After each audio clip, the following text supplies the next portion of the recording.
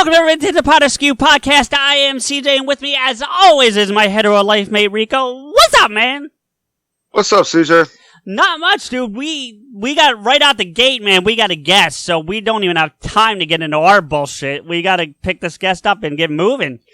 Yeah, he's got some shit to do. It's almost like he's got a career or something. Which right? Is, something strange. like that. Barely. Without further ado, Barely. that voice is the Vice host, Yes. Eddie Pence. The Vice Hey, host. everybody. Yeah. What's up, Eddie? Thanks for coming on our rinky-dink little show. Thanks for having me. It took us a while to line it all up, but it finally happened. So. Hey, yeah. Well, I mean, and we appreciate you being accommodating. Life kind of happened to Rico and I, and so that postponed things a little bit, but we appreciate your understanding. Yeah. So I would like to say that it is actually pretty fucking amazing that tweeting out to a celebrity actually paid off. Yeah, for once. First time it's worked for you. What celebrity did you tweet at? Oh, he's. Well, Mark Hamill isn't returning my tweets. I think he might have blocked you at this point. To be honest with you, I mean that might have happened. No, I still see his shit, but he is fully aware. Like he'll make jokes alluding to me, and I'm like, you Jedi bastard. Yeah, no. Thank you, Eddie, for actually being super accommodating. Totally. Yeah. My pleasure. My pleasure. We are fans of, obviously, of Kevin and his work based on our name and our entrance, as you heard. Yes. But that also brings us out into the bigger world of, Ralph and the Ralph Report and all his stuff. So, to give you a quick background on me, I used to listen to, I take it back, I still listen to a morning show out here called Preston and Steve, if you're familiar with those guys from WMMR. But, as radio people do, they take vacations around the holidays. Well, when they did that, I would listen to Kevin and Bean strictly to hear Ralph. And once they turned into douchebags, I just went over to the Ralph Report and started going there. And that's what made me familiar with you, Eddie, because to be perfectly honest, until the Ralph Report, I wasn't familiar with your work. Most people weren't. Well, I was not trying to be a dick, but yeah. You weren't the minority of that one. Okay, well, fair. But still, it and then I've heard, well, I'm not a member of the Army, because quite honestly, I can't afford even the $3 at this point in my life, but, I hear you. I do hear the free ones, and man, it's some fun stuff. I love listening to you and Ralph go back and forth. It's good times.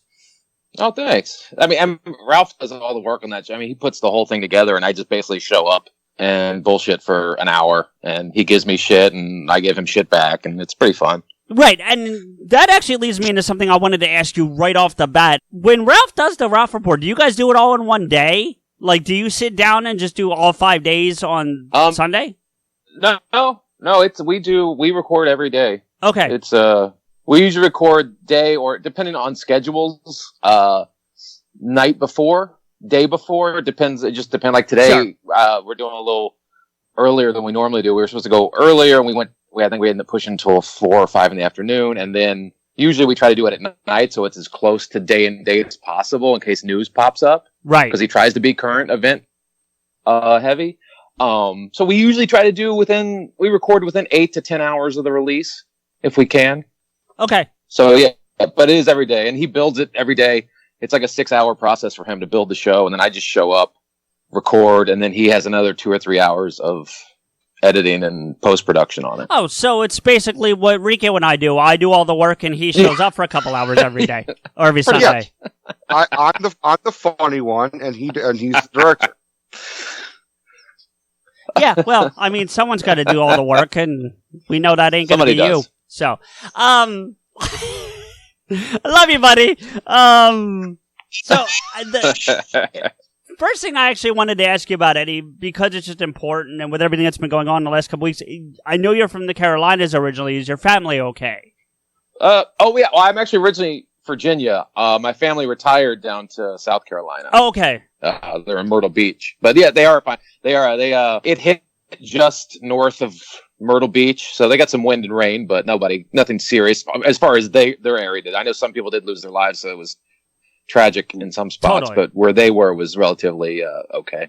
Okay, good, because I remember you going down there for vacation a couple months ago or whatever, and when I heard the hurricane hit, I was like, oh, shit, so we got to make sure your family's all right. No, so good. Thank you for asking. Yeah, they're all good. They lost a couple trees, but, who needs trees anyway? Who needs trees, right? Yeah. Everybody for oxygen, you fuckers. What are you, the Lorax? Right? I mean, come on. I kind of look like Danny DeVito, so yeah, a little bit. Save the trees! Oh, jeez. So, I'm going through my list of stuff notes I've taken from the Ralph Report. I don't even know where to go next, because they're just all over the place, because I've got things about you being okay with finger banging, and I'm not even sure why I wrote that down.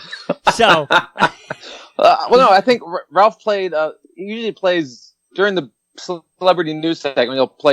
He'll go through the birthday list of celebrities and he'll play a song if it's a musician.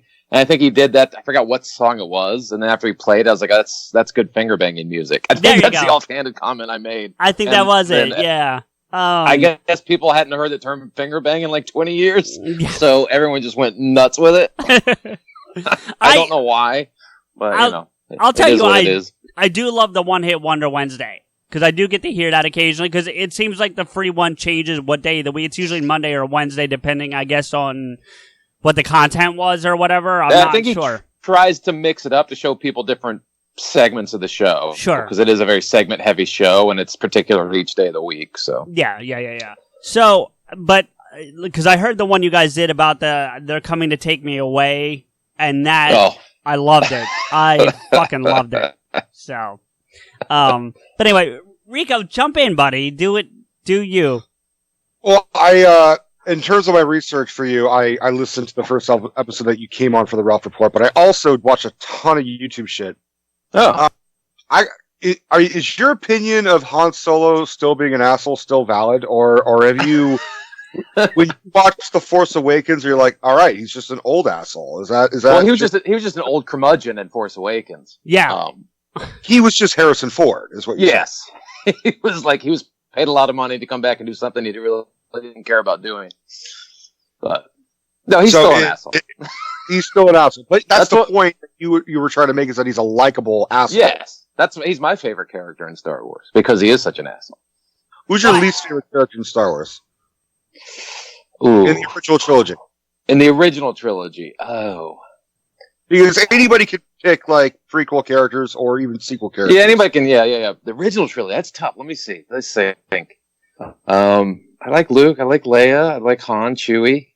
Maybe that, General Dodonia, the guy with the white beard, who does, the big speech there at the end, where he gives them the instructions on the, he seemed like there could have... You went deep cuts. Yes, he did. I'm trying, I really like the original trilogy. I'm trying to think of anybody I don't like. I mean, I like everybody... Who would you cut out? What's that? George Lucas. That's true. George Lucas. Get a better director in there. Wow. All right. We're coming out swinging today. This one. What's that? C-3PO is the obvious one for me, personally. Yeah. I mean, in the original trilogy, he was trying to tell the story as those guys were just the two haphazard droids going through the desert, and this was all happening around them. At least in the original movie. Yeah, but you could have just had R2-D2. Yeah, if he spoke English, yeah.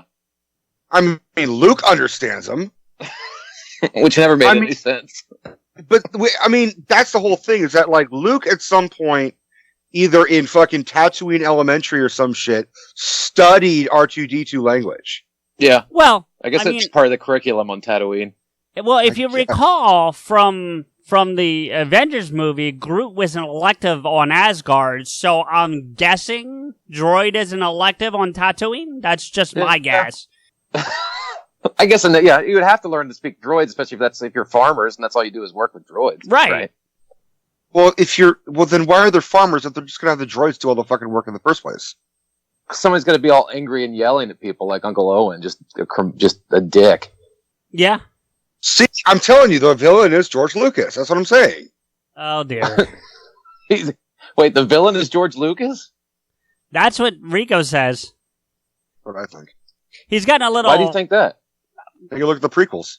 Well, yeah, I know, the prequels. I would have loved... I don't mind the story of the prequels so much. I just wish someone else had directed them. That's what I'm saying. If he just like the story, I know people go like about the Senate and all that stuff. Like I don't care. That stuff's fine. The stories, if you actually just look at the stories, it's not a bad story. It's not a bad social commentary on government and overreach and all that other stuff of the stuff that was happening in our society at that time with like, Patriot Act and all that stuff. Sure. It was the story's not bad, but the directing and the dialogue and just the overall look and feel of the film just needed a good director. That's what I'm saying. I would say that George Lucas is an amazing storyteller who can come up. Oh, absolutely. He is. Dialogue, not so much. No. Getting performances out of actors, no. No. I mean, I actually kind of like Hayden Christensen in other movies, just not Star Wars. I mean, if you even look at, what's her Padme? I can't think of the name right now, the actress. Natalie Portman. Natalie Portman. Yeah. She was very stiff, especially in Phantom Menace, because no one directed her. She wasn't being directed in anything. No one was. Like, the only people that stood out were, like, Liam Neeson and Ewan McGregor, because they were seasoned professional actors, and they could deal with it.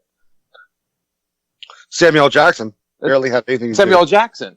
But on that note, let's move on to another... Didn't we have some questions from some random people? Well, we do, and we'll get that in a minute. The first thing I actually wanted to talk about, because one of the reasons why we actually wanted to have you on, Eddie, besides the fact that, obviously you're part of that world that we follow on a pretty regular basis, is the special you're trying to get off the ground. Because, I do agree with you. It's so fucking odd that all these comedians, some of them who are fucking terrible, are getting these specials on Netflix, and they won't give you the time of day. And like Rico said, he's watched some of your video. I've watched some of your video. You're a funny fucking dude. I'd love to watch a stand-up special. And I'm not just saying that because you're here. Like, I mean that sincerely. So, I know you had the Indiegogo. What's the status of the special right now? Or the unspecial, really? We have it. The unspecial is, we got it all. It's all ready. It's all color corrected and sound checked, and like everything is done. I handed it off to another member of the Garmy who actually works at Netflix or works with Netflix on some other shows that have been put up there. He reached out to me, and he's watched it, and he liked it, and we're going to meet next week to see what he can do to help facilitate getting it over there. Nice. I have another friend of mine who I've known forever who was the showrunner on historical roasts. Jeffrey Ross Historical Roast. Yeah. And he reached out to me going, hey, I'd like to take a look at it. So I gave it a copy of him. I'm waiting to hear back from him. So I have a couple people that have offered to help that have connections over there. So it's right now, it's just sort of a wait and see. Hopefully next couple weeks I'll have more information on it. Great. So I know Netflix is one possibility. I know Hulu right now is buying a lot of content, especially comedy wise. So I'm trying to figure out if there's any connections over there I can make. So it's just me trying now. It's just the hard part is the hustle of trying to get it sold because it's already made. And doing comedy is easy, or for me, doing the special was easy. Raising the money was difficult. Shooting it, though a logistical nightmare because it was across the country when I did it. We got it done. But now the hard part is actually trying to get someone to just buy it, take it from me and put it up. Where did you shoot it? I shot it back in D.C. It's my hometown. I grew up in Northern Virginia, which is basically a suburb of Washington, D.C. That's why I wear the stupid hat. But we shot it there, and I just want to go back home and do it. I had dates there lined up anyway to work that weekend. It's just, regular club dates anyway. I was like, well, I'm going back, and if I can raise enough money in 2 months before I get back there, let's see if we can shoot a special there. So that's when I did the Indiegogo thing, and everybody was so generous, and I was able to raise $5,000 more than I was asking for. Yeah. And we went and shot it and cut it together. And it had its little, hiccups and potholes and roadblocks, but we navigated most of the stuff and finally got it shot and put it up. I think if it didn't have potholes and roadblocks, it wouldn't be a project, it's a prerequisite, I think, at this point. But, So it is shot. I wasn't aware of that personally, but again, unfortunately, I don't get to hear the show every day, so you may have said that. Right. I apologize if we're asking you some things you may have already talked about on the Ralph Report, but some of our listeners may not be listeners either. So that's good. I hope that works out, and keep us updated on what's going on with that, because we'll certainly promote the crap out of that when it gets ready to show wherever you're good. Well, thank you. Yeah, of course, I appreciate it. Because if I heard correctly, one of your main inspirations is actually one of Rico and mine's comedic heroes, and that's Robin Williams. You saw him. Now, I don't recall, but in my note here, were you at that taping at the Met, or was that just the first one you saw? No, that was the first stand-up special I ever saw. I was was I 11 years old? It came out in 85, I think. I was 11, and we had just gotten HBO, and that was like the first comedy special I had seen. And I was like, oh my God, that's like people. This is a job that people do. They just get up on stage and try to make people laugh. I mean, because I'd seen Robin Williams in Mork and Mindy before. Sure. I'd seen comedic actors. I grew up watching Carol Burnett show and loving Tim Conway and Gene Wilder. And I loved watching comedic performers, but I'd never seen stand-up comedy before. And I was like, oh my God, that's it. That's what I want to do. Well, okay, so I've got two things to say off that. First off, just the same thing I said about Rico's parents, because they let him see Jay and Silent Bob at the age of 8. The fact that they let your parents let you see Robin Williams at 11 is a little, I don't know, it's questionable. That said, I was 10. Whatever. Either way. Also, but more importantly, that I think is his best special. Like, I've seen his specials since then, and they were all good, but by far, the one at the Met might be his best. Yeah, by far. He was on top of his game back then. I mean, I don't know if he was still doing cocaine or whatnot, but at the time. Definitely. Yeah. No. He was probably knee deep in cocaine. If you recall, he talks about having just gotten off cocaine because it's the red, white, and blue. Red, white, and blue. Oh shit, how patriotic. Right. Maybe he was clean. I don't know. Whatever he was doing, he was clean. He was out on top of his game at the time. Well, because Robin just never stopped. I mean, you heard about that when he showed up inside the actor's studio. Have you heard about that? No. So you know that show, right, with James Lipton? Yeah. Yeah. So he did inside the actor's studio. Apparently, as I understand it, a normal because that's also a class. It's not just a TV show. So the normal class runs for I think it's a 3-hour class, like a typical college class would, right? The one with Robin ran for, I think it was 4 or 5 hours, and they ended up putting out a 2-hour special. Oh my God. I think it actually went on for 8 hours. It might have been 8. Rico might be right. Like, it ran forever because he just didn't stop being Robin. And then, to put it on top, there was a woman in the, first couple rows who was, with all respect to her, a little bit overweight, but regardless, she was laughing so hard they actually had to take her out on a stretcher by the end of the thing and get medical attention. Now, she's fine, but yeah. There was, I don't know if it was her, but there was someone who actually contracted a hernia from laughing so fucking hard for 8 hours. Oh my God. God, that's so he just never stops. That's why and I'm sure you're familiar with him even more than Rico is, Eddie, but the comic reliefs, I used to watch them every year. Yeah. So talk about setting the fucking bar, though. If you don't make someone laugh where they need medical attention, like Robin Williams did, you failed as a comedian, as far as I'm concerned. Right. I always get happy when you can get maybe a spit take out of somebody, but to actually cause bodily harm, that's the greatest thing you can do as a comedian. Yeah. Now the audience has to just go shoot themselves in the head. That's just too funny. I can't comprehend it. Well, and you have to literally kill somebody now. Yeah, right. Yeah. I mean, yeah. It almost makes it think that the Abraham Lincoln Show is a comedy. Anyway, that's beside the point. So that kind of lead. Thank you. That's a poll from 1865, CJ. Good job. I go where I gotta go. That actually leads to one of the questions that Rico mentioned that we got from our fans, because a lot of our fans are fans of yours through Ralph and other, media that way. And so we did put out asking if they had some questions. And one of our friends, Steve, he goes by Midnight Smoke on Twitter. Oh, yeah. Smokey. The dude's one of our good friends. He is hysterical. He wanted us to ask you what joke flopped the most when you were on stage. What joke just didn't kill or killed in the worst way? Ever? He didn't say, so I'm going to go with sure. A show, just ever? Oh, let me see. I did I did a 9/11 joke one time, which didn't go over very well. Well, how close to 9/11 was it? It was closer than it should have been.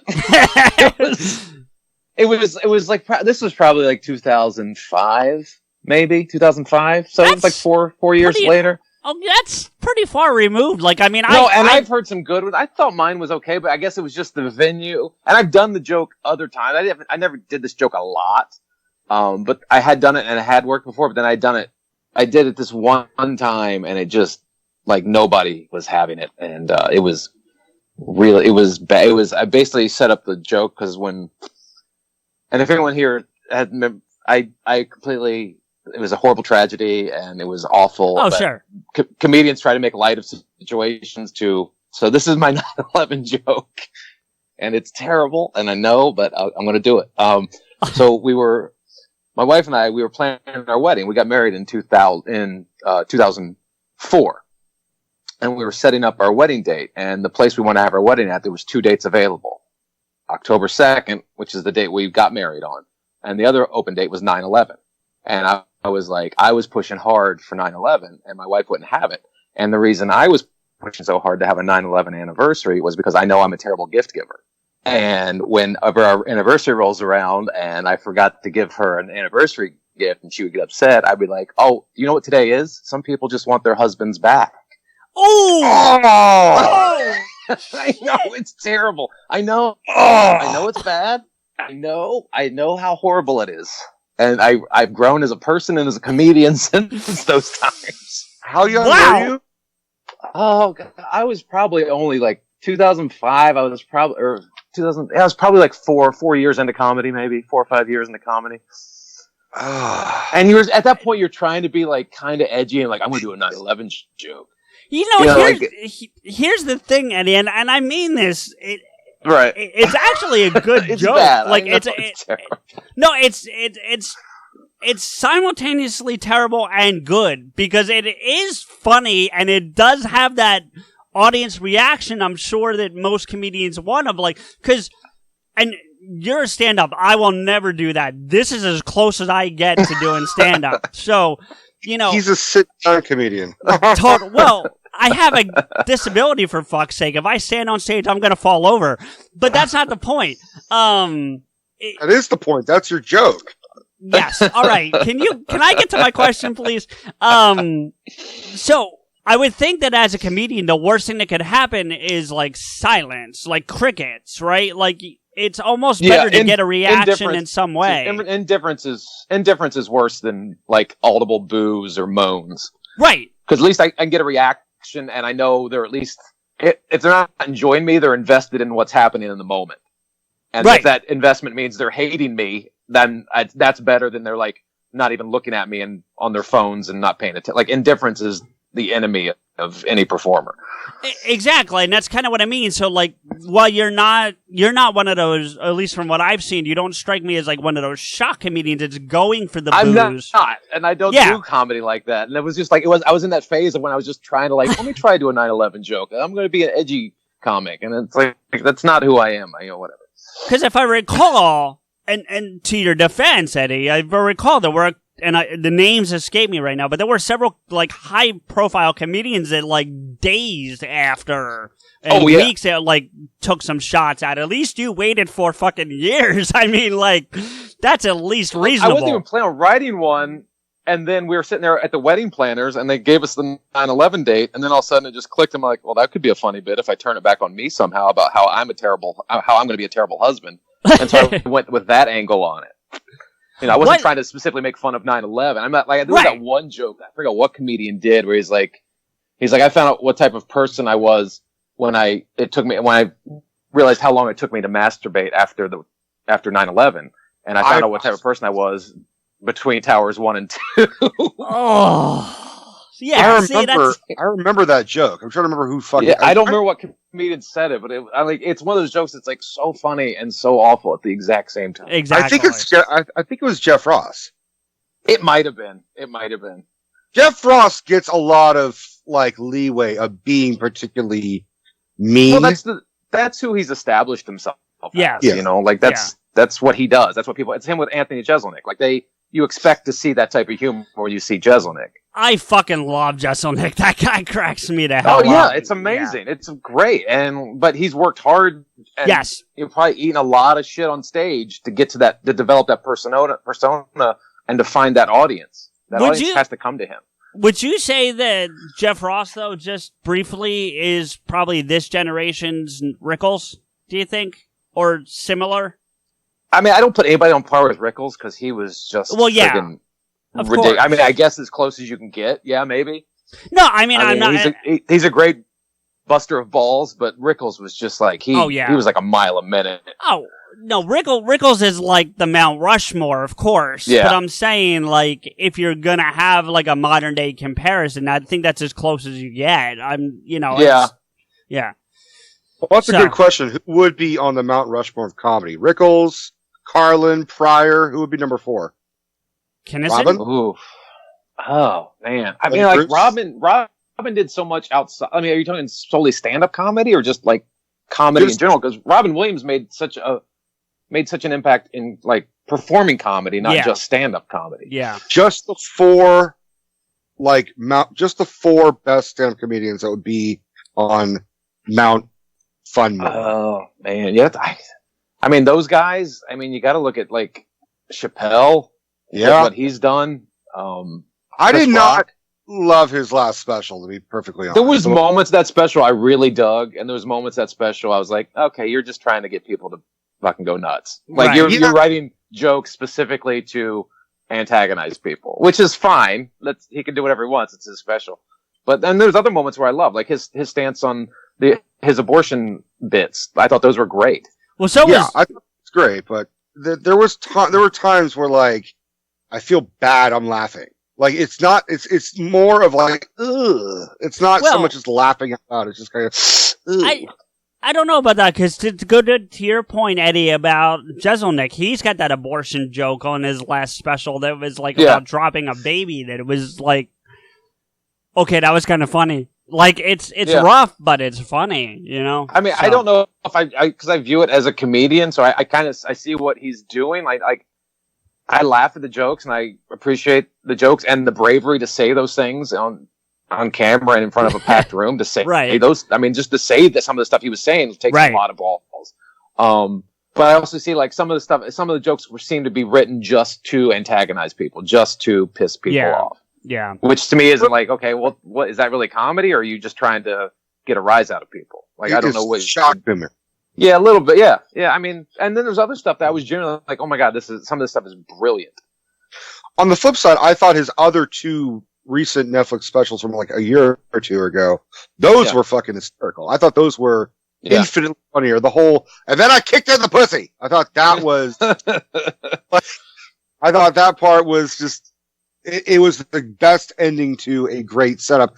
Plus him periodically talking about O.J. Simpson. I mean, like periodically, like, oh, and now 4th time I met O.J. Simpson.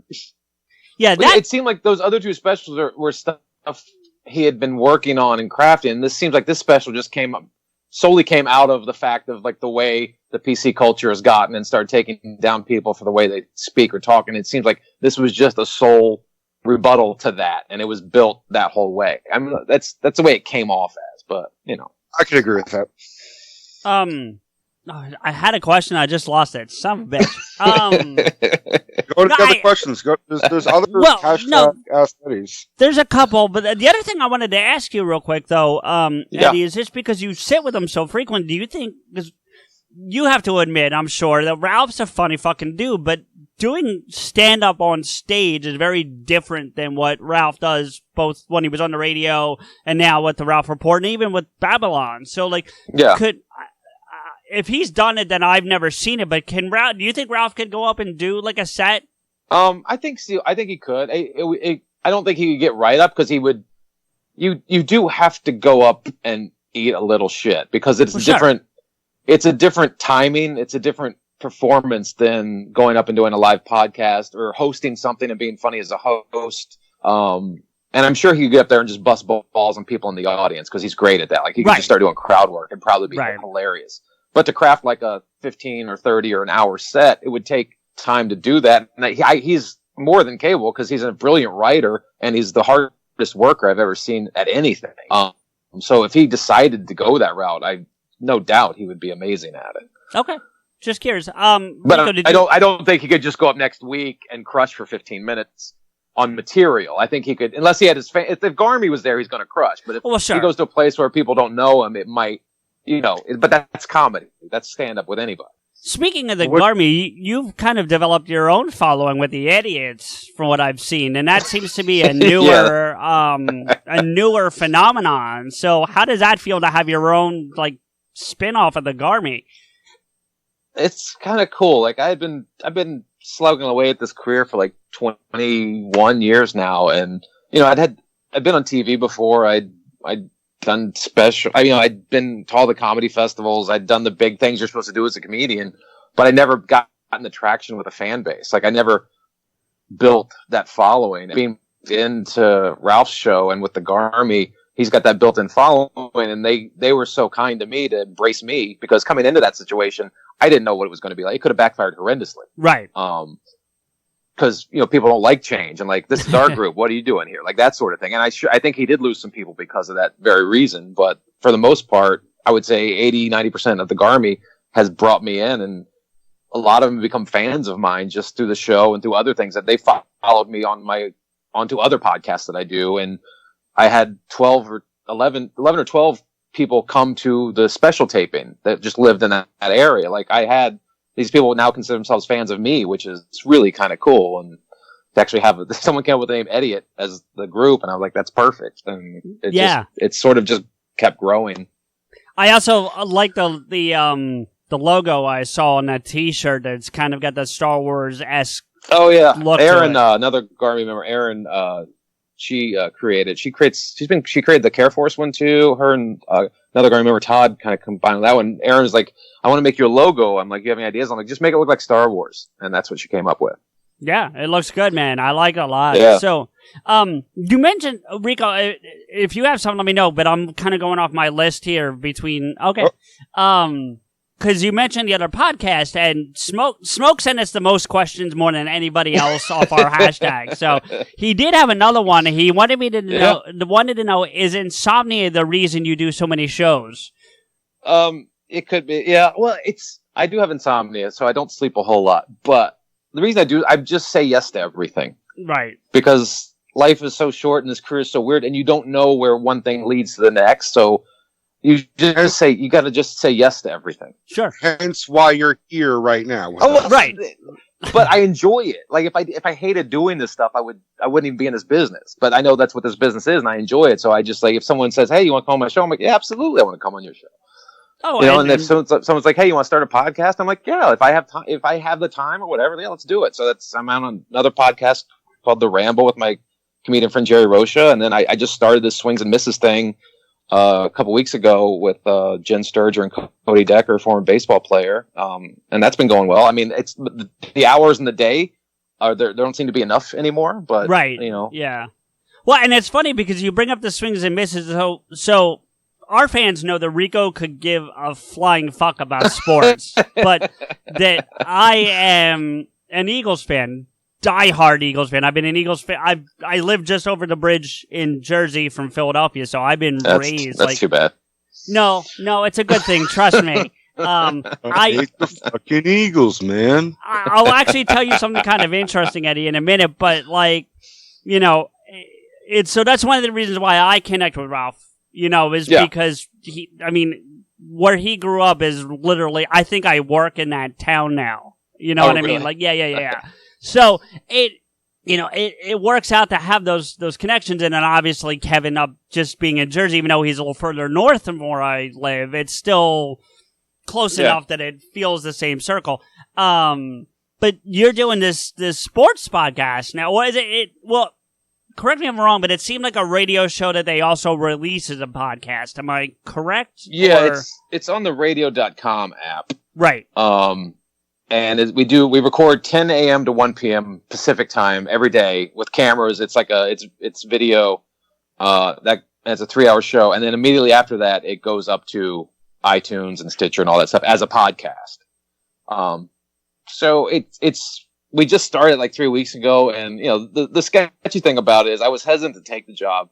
Jen and Cody are my good friends, and they got the gig after Cody retired from baseball, and Jen works with AEW Wrestling right now. And they both asked me to come on, and they approached them to do the show as a husband and wife couple. And they were like, well, we like that idea, but we want to have someone there to bounce off of. And I've known them forever, and they asked me to come on and do it. I'm like, okay. And I was hesitant because Radio.com is owned by Intercom, which, as you guys know, is the same company that dicked over Ralph. Yeah. With Kevin and Bean. Yeah. And so I was very hesitant to do this. And I was even hesitant to tell Ralph once I got it, if I was, because the whole thing felt weird to me. And I was like, all right, I'll go in and do it, but I have to be able to keep doing Ralph. And you guys can't put any restrictions on me or anything like that. So there's been some contract stuff back and forth. I still haven't signed a contract with them. It's been 3 weeks. But hopefully that's going to get ironed out soon. But the show itself, I love working with Jen and Cody. It's fun. And it's not just sports, it's sports and entertainment. So we're kind of doing pop culture stuff and sports stuff. It's not just heavy sports stuff. Because if you want sports stuff, just go to ESPN or NFL Network if you want sports stories. But we try to combine personal stories and entertainment, pop culture stuff and sports. So it's more of an entertaining show than a sports show. But that's where that is right now. To that point, you made a great comment about Jerry Jones that if you recall it, I would love for you to re-say it here because it cracked me the fuck up. Is there anyone older or whiter than Jerry Jones? And he is the Emperor Palpatine. If you put a hood on him, he's Palpatine, I think. Right, but on top of that, the best part of that is you said he's Palpatine post-Lightning Strike. Oh, post-Lightning Strike. That floored me. Like, I was doing research at work, like on a break, at my desk, and I started laughing out loud, and people around me were like, what are you? I'm like, oh, nothing, because they just, oh my God, dude, it was hysterical. Yeah, I forgot about that line, post-Lightning Strike. Yeah, that was the best part of it. I mean, it was a great analogy anyway, but that line just sent it over to the top. Thank you. Thanks. First off, and if you ever need the common fan who knows how to talk into a microphone, I'm available, so please keep that in mind. Okay. That said, I'm sorry that we beat you today. Just need to get that out of the... Yeah. We were up 17-0. Yes. And everybody started texting me, and I saw everybody on Twitter was like, oh, Ralph's going to have to eat a bunch of shit on the Ralph Report tomorrow, like all this stuff. And I purposely didn't respond to any of it because, I know these Redskins, I know this team, I know this Eagles team, and this is not going to last. And people were texting me. I'm like, yeah, just give it. I'm trying to remember this first quarter right now because this is the best I'm going to feel all year long. Yeah. I mean, probably. Can I jump in for 1 second? If you guys are going to talk, can I jump in for 1 second? If you guys are going to talk for 5 to 10 more minutes, I'm going to go with smoke. No, it's not going to. No, I'll leave you guys alone. See, argue and cuddle and go Redskins and go fucking Raiders and what the fuck? What's a team and who's pitching and who's catching and I'll leave you guys alone for a couple minutes. Is that what you want? I could go have a cigarette while you guys are just jerking each other off over sports. You don't like to watch? Right? I mean, come on. Granted, I do like to watch a slapping involved, but I thought you were a cuck, Rico. I thought you were. You thought I was a what? I thought you were a cuck. Anyway. No, but Eddie, I did want to ask you. So you brought up a valid point, though. So how did Ralph react when you did tell him you were doing this show, this sports and the intercom and all that? He was like, hey, just because I told him it was intercom. He's like, yeah, they're they are what they are. I'm like, yeah, and he's like, are you going to do it? I'm like, well, they're going to pay me, and it's a lot less than what they said they were going to pay me. He's like, oh yeah, that figures. And I'm like, yeah. And then he's like, yeah, just do it and get the money, man. Just get the money. He was cool with it. I felt probably more apprehension about it than he did because I didn't want to go work for a company that had dicked over a good friend of mine so badly. Sure. And the only reason I didn't even really seek out this job. I just had two other friends who were like, could you please come on and help us do this show? I know it'd be better for all three together. I'm like, all right. Because I haven't been I'm not trying to do this show, but they asked me, so I'm trying to help out my friend. Right. Rico, you had told me leading up to this day of talking to Eddie that you knew a little bit of the history of how he got involved with Ralph and the report. Did you want to bring that up and talk to him? the fucking guy is sitting right in front of me. I may be wrong, but Well, let's find that out if you're wrong, and if you're right, then you can confirm I'll fact it. check you in real time. what I understand is that because Ralph kind of said it on your first appearance on the Ralph Report, was that you were always kind of there at Babylon, and you were always helping out with like concession shit, and you were helping. I had known Ralph forever, and for years, and I'd always hang out at the Improv because I'm a comic, and I would just hang out there, and they would be doing Babylon. I'd known him when they were doing it over at Lovitz too, and that's where I originally met him, and he had me on K-Rock to promote some shows on the morning show, and so I would just hang out there, and we always got along really well, busting balls and making jokes, and I would sell shirts for them or whatever.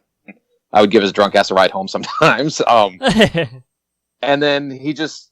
We always chatted. We were always just friends. And then he just out of the blue one day I think it was like May, a year and a half ago. He's like, "Hey, I'm thinking about bringing on a co-host for this podcast I'm doing. You want to try it out?" And I'm like, "Oh, sure. Absolutely." So. Oh, all right. Well, I mean, that's that is pretty much what I was going to say would happen. So I'm glad that I wasn't completely out of the fucking park. I'm glad I was at least off.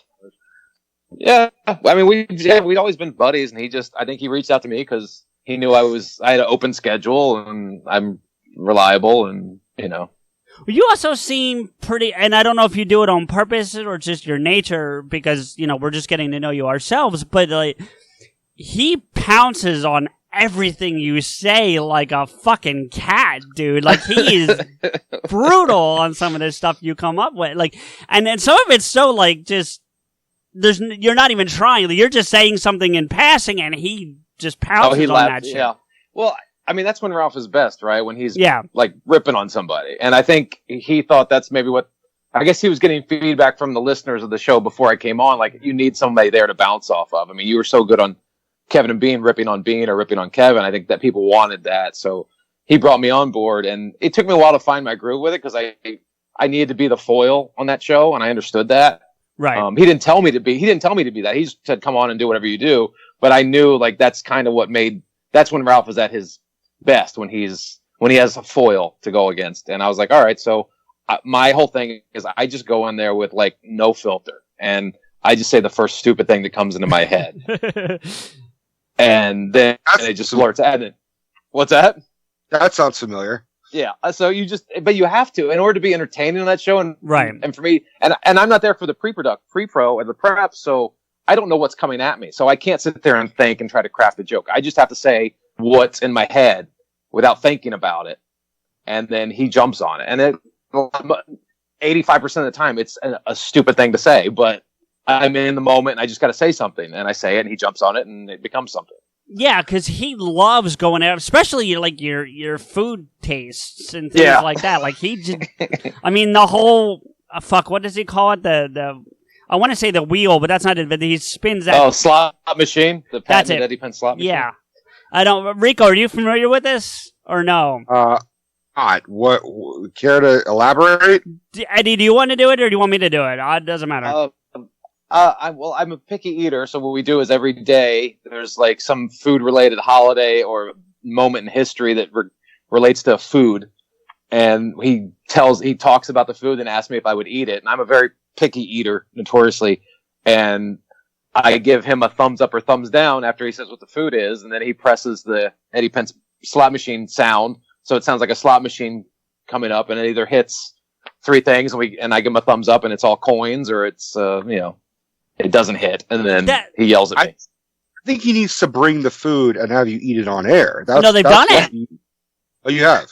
Sometimes. I have done sometimes. He's brought me Scrapple one time. I had to eat Scrapple. I ate a peach. And then at the live shows, we always end the live show with me eating something. That's what I was talking about, because I know the live show does that. So wait, you don't like peach? Yeah, I don't like peaches. Or pineapple. I'm with you on the pineapple. I can give you a hit or miss, but peach... Yeah, I don't like peach.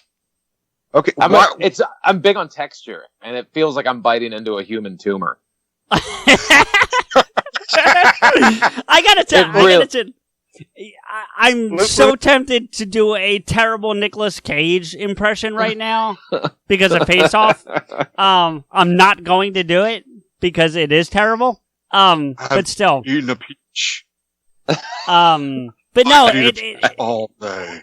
I will congratulate you, by the way, since it just happened. You did get 5 days or 6 days in a row, if I recall. Because we're up to 8 now because I got all 3 last week too. No shit. Week. All right. Yeah. So wow. We're in uncharted territory. Yeah, I know. It's crazy. Well, speaking of food, actually, Smokey asked another question. He said, "What is something you would eat that most everyone else wouldn't?" Huh. A peach? I don't know. That's a good question, Smokey. I don't know what I would eat that would other because I eat very few things. I guess Chef Boyardee probably. Yeah, a lot of people eat that, so I don't know if that works. But yeah, I eat ravioli out of a can. Oh, I know plenty of people to do that. See, that's why I don't know. I don't know what I would eat that other people wouldn't eat. Dude, I'm Italian. I can't eat fucking ravioli out of a can. So that is disgusting to me, personally. Yeah, don't get me started. Anyway, you know how you say you're a picky eater, Eddie? He's the reverse. Like, he's the reverse picky. Like, if it's not like he's fresh. Food snob. Yes. Snob eater. Yes, thank you. Well, when it comes to Italian food, anyway, you know. No, I'm sorry. I just don't want to eat garbage. Like. Okay, Rico, you ate the $1 taco from Burger King. Don't tell me you don't want to eat garbage. That was for a goddamn review, and I was curious. I haven't got it since. Actually, no, I did do one time. Yeah. All right, fuck. So twice. I spent $2 on fucking Burger King tacos once. All right. They're actually good tacos. Those Burger King tacos are pretty good. No, they're not. They're they look overgrown tacos. They're not bad. So you are a picky eater when you'll eat garbage, but you won't eat fucking fruit. Is what you're saying? Well, no, I'll eat some fruit. I just don't like peach. I'm a texture person. Like, I'll eat an apple.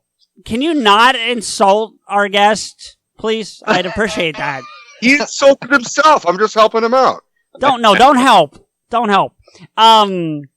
We do one last question from the hashtag, because like you guys with Steve Ashton, we have a British reporter for our show. Nice. We did not steal it. It just kind of came to be, and so we're running with it.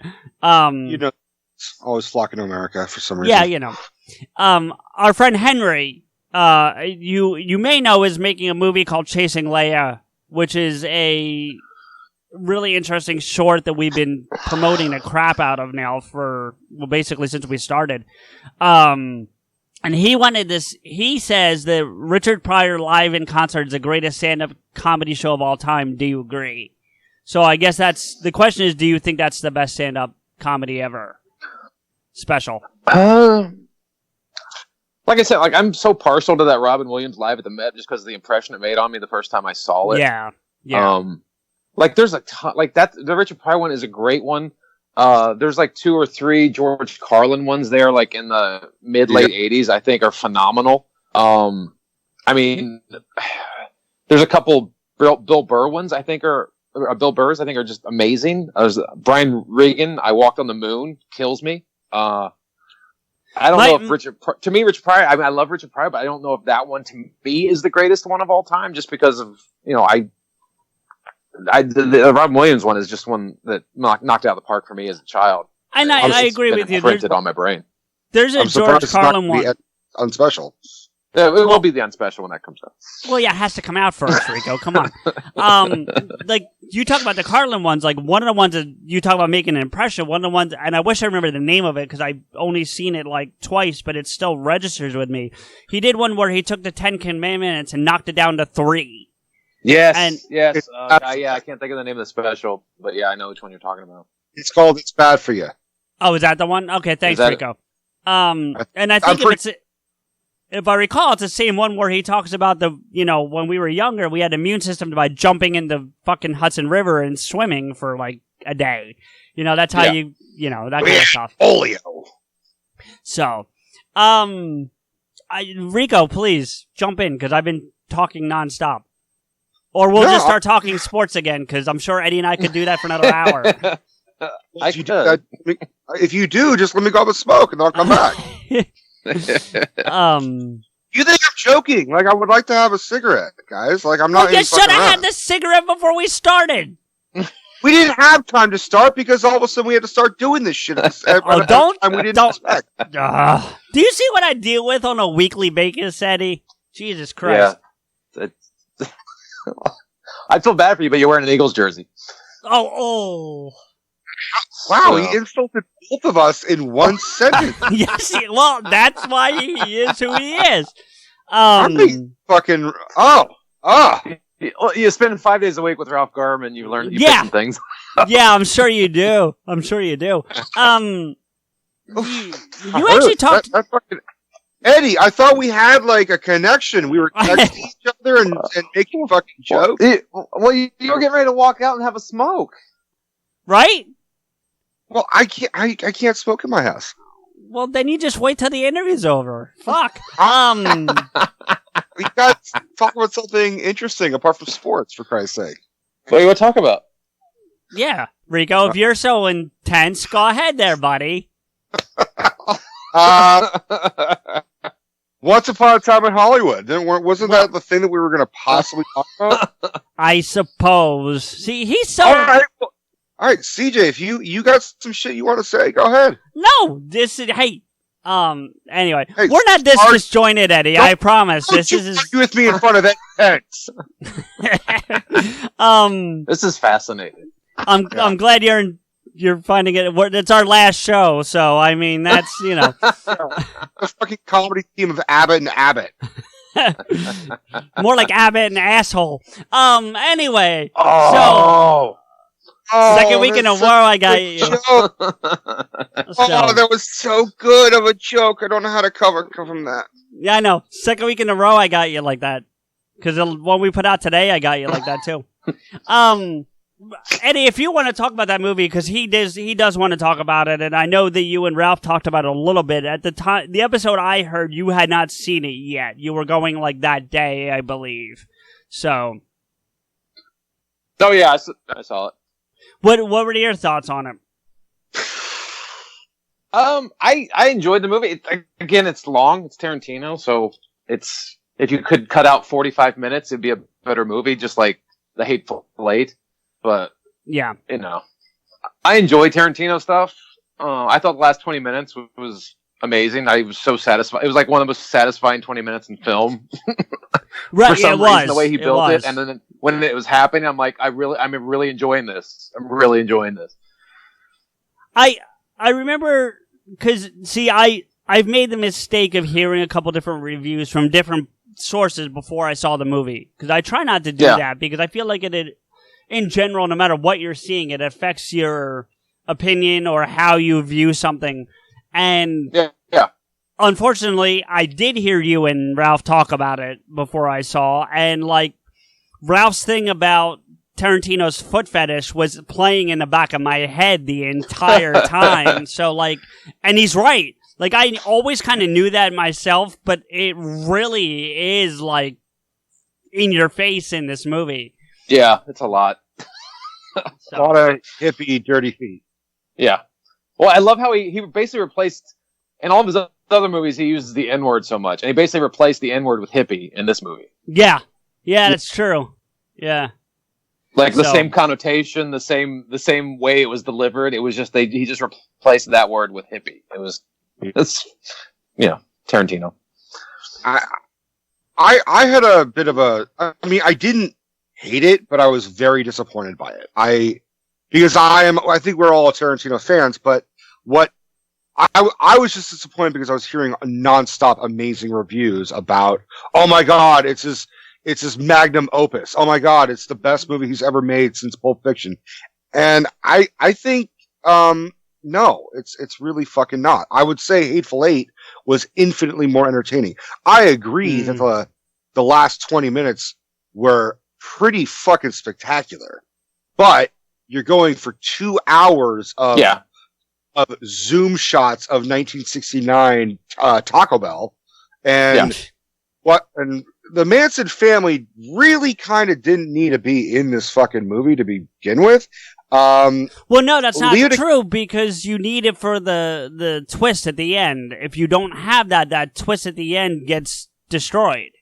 My point is that it's two separate fucking movies smushed together. It's about basically Leo DiCaprio is if Clint Eastwood wasn't successful is really what it is, and and Leo's character was by far less interesting than Brad Pitt, which I've never said that in a fucking movie. But Brad thought was really fascinating in this film. But then they give you a bunch of little things about the character that you kind of want to know more, and you don't get, which is fine. You don't have to get everything in every fucking movie. But like, I wanted to know if his character killed his wife, or if it was just an accident.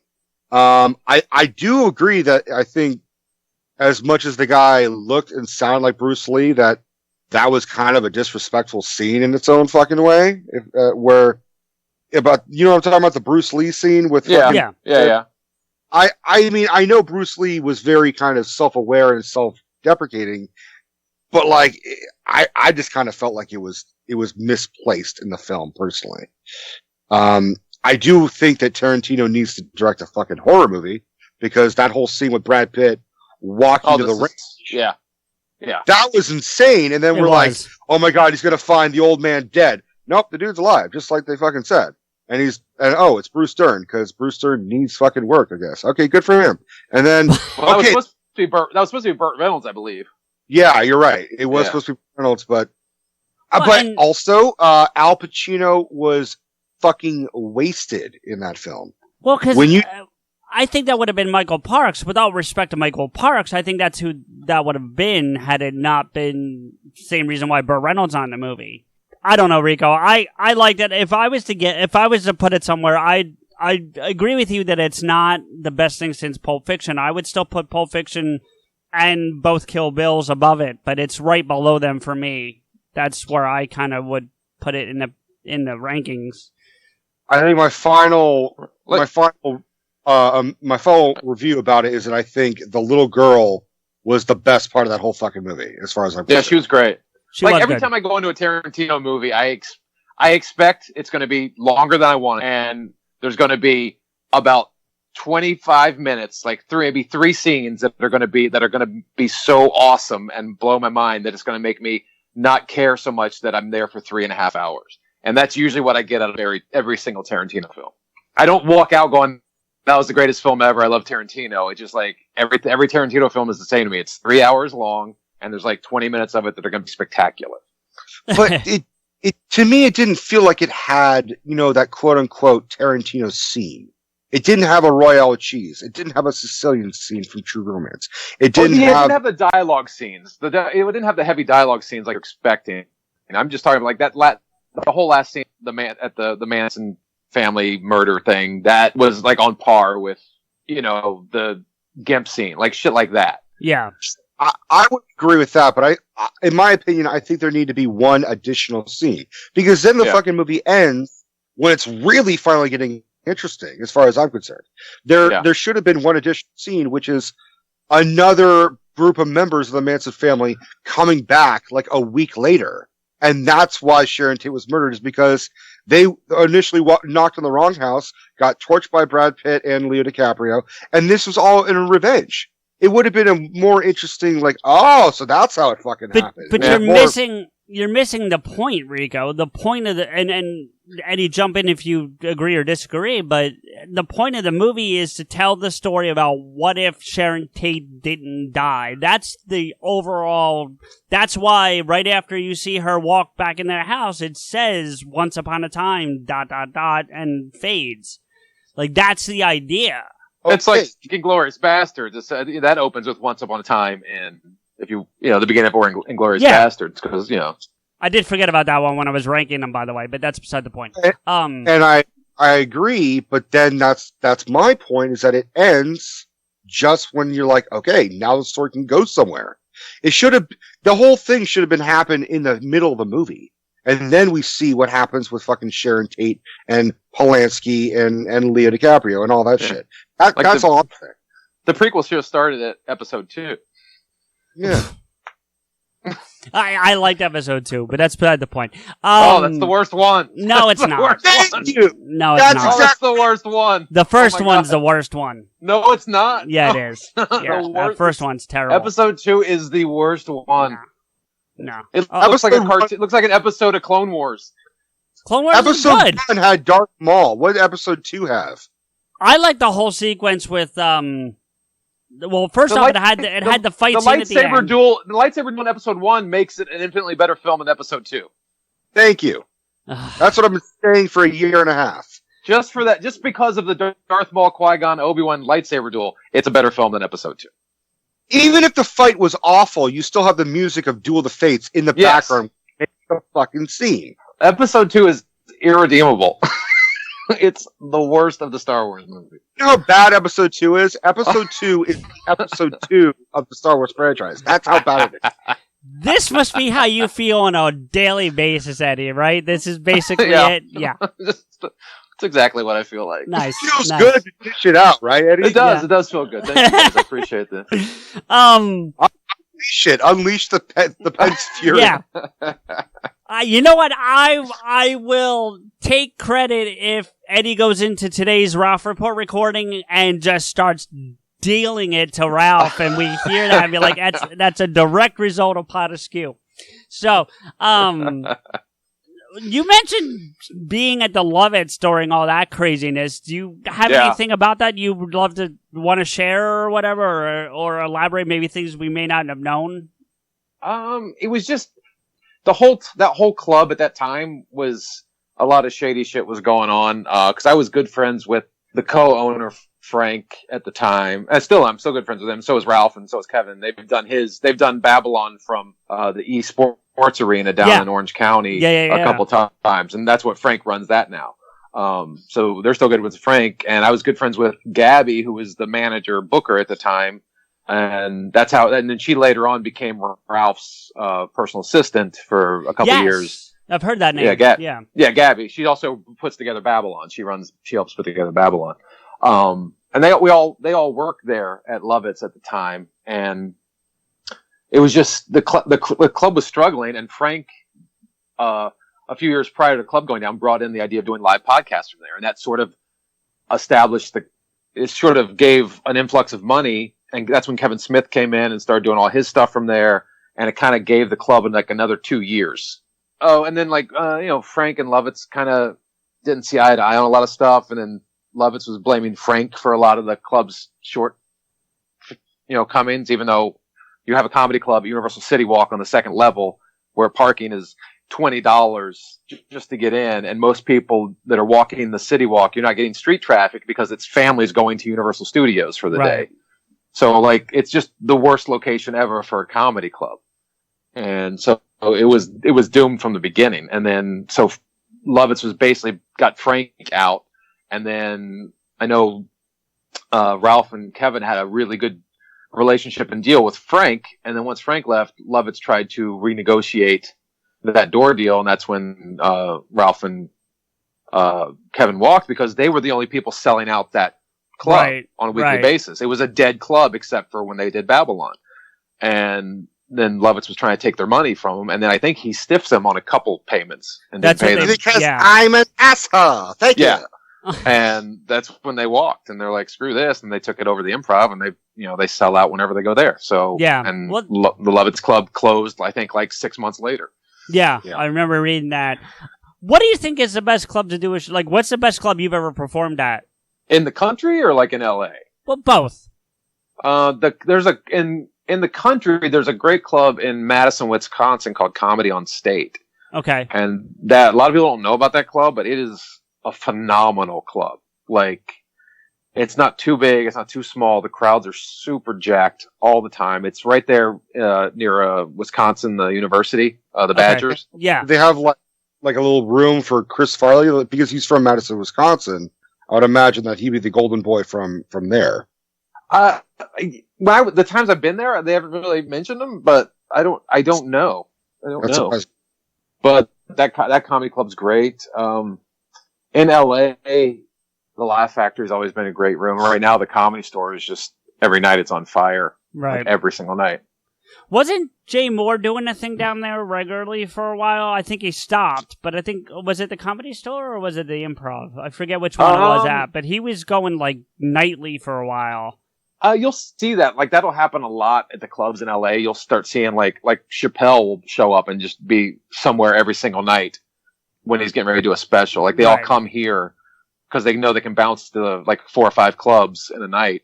And you'll see that when someone's getting ready to do a special or something, or they're working on something, like especially on Oscar season. Like, I know a few years ago, Chris Rock hosted the Oscars. He would just he'd pop into every club and run his Oscar set. Like, that's just what happens here. Eddie, you must get a little starstruck from time to time, yeah? Not really. Like, I've never really been that way. I think if I saw people like from my childhood, I would get starstruck. Like when I took my son to see Dick Van Dyke at a book signing one time, and I grew up as a Dick Van Dyke fan. Sure. And I got a little starstruck there, but that's because he's from my child. I think I had the same discussion with Ralph. Like, he feels the same way. Like, if it's people from his childhood, you get starstruck. But if it's people like today, I don't really get that starstruck seeing people. You guys just had Burt Ward on the show, yeah? Yeah. Well, he did. I wasn't there for the interview. Ralph does the interviews. Yeah, you're never there for the interviews. Does that bother you at all, or do you not care? No, I don't really. I mean, because it's Ralph's show. It is the Ralph Report, right? And I'm totally aware of that. And I'm just there to help facilitate the bits that we do together, and it comes down to him, and people subscribe to that show for him. And he's a great interviewer, and I think I would just be a distraction being sitting there when people want to hear Ralph talk to these people. So it doesn't bother me at all. No. I think it makes for a better show. It's his show. So is that why you agreed to be interviewed on this show? Yes, because I just want to desperately be interviewed. You mentioned starstruck, and it's my dream. Yeah, well, you need to set the bar higher there, buddy, because we're not the pinnacle. You mentioned though, and you bring up a valid point that like getting starstruck is more about like childhood and people you admired as a coming up or whatever. Yeah. Have you? And you've mentioned him a few times. Did you ever get the chance to meet Robin before he passed? I mean, Williams. Oh, Robin Williams. Yes, I actually did. I actually got to perform in front of him one time. This was like 2002. I was at the Improv down here on Melrose, and the Second City used to have the side theater there. It was called Second City, which was the improv group from Chicago, but they had a school there. Yeah. And I was there doing improv games on stage, and because they had an improv night, and you could just go and do improv games. And Rob Williams was always known to pop into that place, and he'd jump up on stage and start doing improv games with people. And one time I was just on stage doing improv games, and I look in the back of the room, and it's a packed room, and it's not a big room either, and you could see Robin Williams and Rick Overton. You know Rick Overton? You guys I know the who name. Rick Overton is? Yeah, I know the name. He's good. He was good friends with Robin, and he's been in 1,000 things. Like, if you Google Rick Overton, he's a comedy icon that no one knows about because he's brilliant. But like, I saw those guys stand in the back of the stage. I'm like, holy shit, Robin Williams is watching me do improv right now. Like, at that moment, I was like, I became completely self-aware of like, oh my God, the guy that I idolized as a child is now watching me do improv on stage. And we got through with the scene, and he had I couldn't get over to him because I wanted to go meet him, and he had snuck out the back by that point. But I knew Rick Overton from doing improv because he was always around. Sure. And I went up to Rick. I was like, "Hey, is Robin still around?" He's like, "No," but he really enjoyed what you guys did up there. I'm like, "Oh my God, that's." So I got a secondhand compliment from Robin Williams. That's still pretty badass, though. I mean, like, yeah, because and I've heard this, so you can clarify for me, please. But I've heard that comedians are comedians' worst critics. Like, if they say if you can get a comedian to laugh as a comedian, then you've done your job. Yeah, I mean, they're called comics, like right. That comic that goes up on stage and then like all the comics in the back of the room run in to watch. Like, Brody Stevens was probably like the king of the comics. Okay. If you guys know who Brody was, he died back in February, but he was that guy that like you would just run to the back of the room to watch him perform because he would just, no matter how shitty the room was or how great the room was, he would just kill, and he would do stuff that sort of like you knew what he was doing because as a comedian you've been in that situation, but he would go in a different place. You're like, oh my God, why can't I do that when I'm up there in this shitty crowd? And it would just be so fun to watch. I was looking up Rick Overton, and I realized, I mean, you're right. He's been in a ton of shit, but I think I probably recognize him the most in Mrs. Doubtfire. He was the maitre d'. Yes, he was maitre d'. He was also, he was maitre d'. He was in Beverly Hills Cop. I think he was in the warehouse when they found all the coffee and the cocaine. Yeah, he was the bond warehouse night supervisor. Yeah, he's been in everything. He was also in Groundhog Day as a guy named Ralph, so figure that one out. He was the guy driving the truck. Remember when he took over, when Bill Murray got the truck with the groundhog, Don't Drive Angry? Yeah. He was also in Eight-Legged Freaks. You're right. I've seen him in everything. He works all the time, and if you ever see him as an improviser or a stand-up comedian, he's magic. Do you prefer improv versus stand-up, or? I prefer stand-up because it's when you're up there and you're just you control the room. Improv, you do have to rely on other people, but when you're doing improv with the right people, and things are kind of clicking, there's no other experience like doing that, right? Because you have to be with the right people, and you guys all have to be working on the same page. And when like stuff happens, and like you are like on stage going, "Oh my God, I can't believe this is happening!" Like, in what was stand up, you're a little more in control. It feels like. Do you remember your first night you performed? Yeah, I actually have it on tape. I actually have my first set ever on tape. I was at the belly room of the Comedy Store. Was it successful? It was sort of successful because it was a sort of a bringer show. So all the comics in the audience brought their friends to the show. That was the audience. It wasn't like a regular paying audience. So it was a very supportive audience. So everyone did well. And it gives you that false sense of security of like, oh my God, I can do this. And then you go when you do your first open mic and you eat the biggest dick you've ever eaten in your life. Yeah, I did stand-up comedy once when I was underage. I worked at a pizzeria and they had a tiki bar nightclub thing upstairs. So they allowed me to go up. I was like 16 years old and in a bar, couldn't even legally drink. The irony was that I looked older than all the people coming in to drink. So they actually had me be the doorman to check IDs, even though I was like 16 years old. I just didn't shave for a week and I looked like I was 40. So I went up and did my set and I knew I was funny and I had jokes and everything, but I didn't have a set. I kind of rushed into it thinking like, I'll wing this. And that's not something you can do unless you're diving into it in an improv type of scenario where that's the whole point is. But even the people that I invited didn't fucking laugh, so that's how I knew I kind of bombed. Oh. But I also, in my own rationale, I said, oh, fuck it. If this is the only night I do comedy, I'm just going to also end it with me crooning a Sinatra song, because fuck it, why not? And he can sing. I'll give, he's not as funny as he thinks he is, but he can sing. So, I laugh on the show just for keep the show flowing, but really, well, it's a good thing that it's better than how you look. Let's put it that way. I know I have a face for radio. I know that, so that's fine. Motherfucker, you don't even have a voice for radio. I would disagree with you there, but anyway, you have a voice for newspaper. Ow! Thanks, Eddie. There you go. You're welcome. Appreciate that. No, you talked about that. Though. You talked about that going up on stage and know if it's going to click. And you and Ralph and Steve and I think Terry have done the show live a few times at this point. Now was it like 3 or 4? We're getting ready to do our 5th one in 2 weeks. Right. Yeah. I knew there was a new one coming. We do a lot of joking and we have a lot of fun, but Rico and I would like to get to that point eventually. Whether we'll ever get there or not is who knows, but we would love to be able to go and do this live for an audience.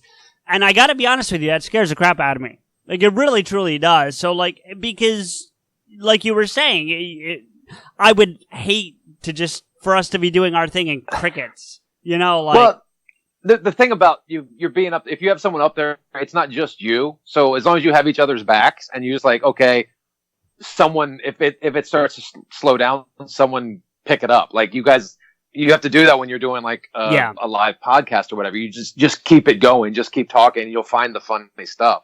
When you're a stand-up comedian, it's way different because it's just you. Yeah. And you have no one to tag out to.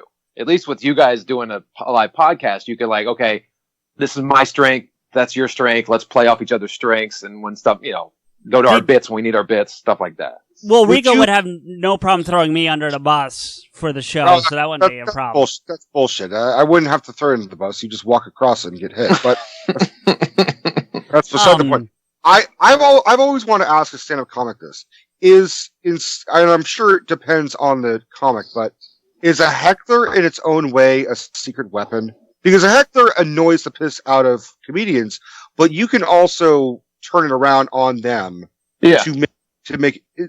What's your experience? Have you ever been heckled and then heckled them back in retaliation? And I mean, you get heckled all the time. Like I don't mind hecklers. I don't mind doing crowd work. I'll go in and talk to the audience. So sometimes it helps you find your way back into your material, or it helps you find a whole new bit anyway. The only hecklers I hate are the ones that are too drunk to shame into shutting up. Mm-hmm. And then they end up what's that? Then you have to get like security to get them out. Yeah, and those are the hecklers that annoy the crowd. Like you can tell the audience starts getting annoyed by this heckler because they're just being disruptive to the show. Right. Sorry, Eddie. Please, I didn't mean to interrupt you.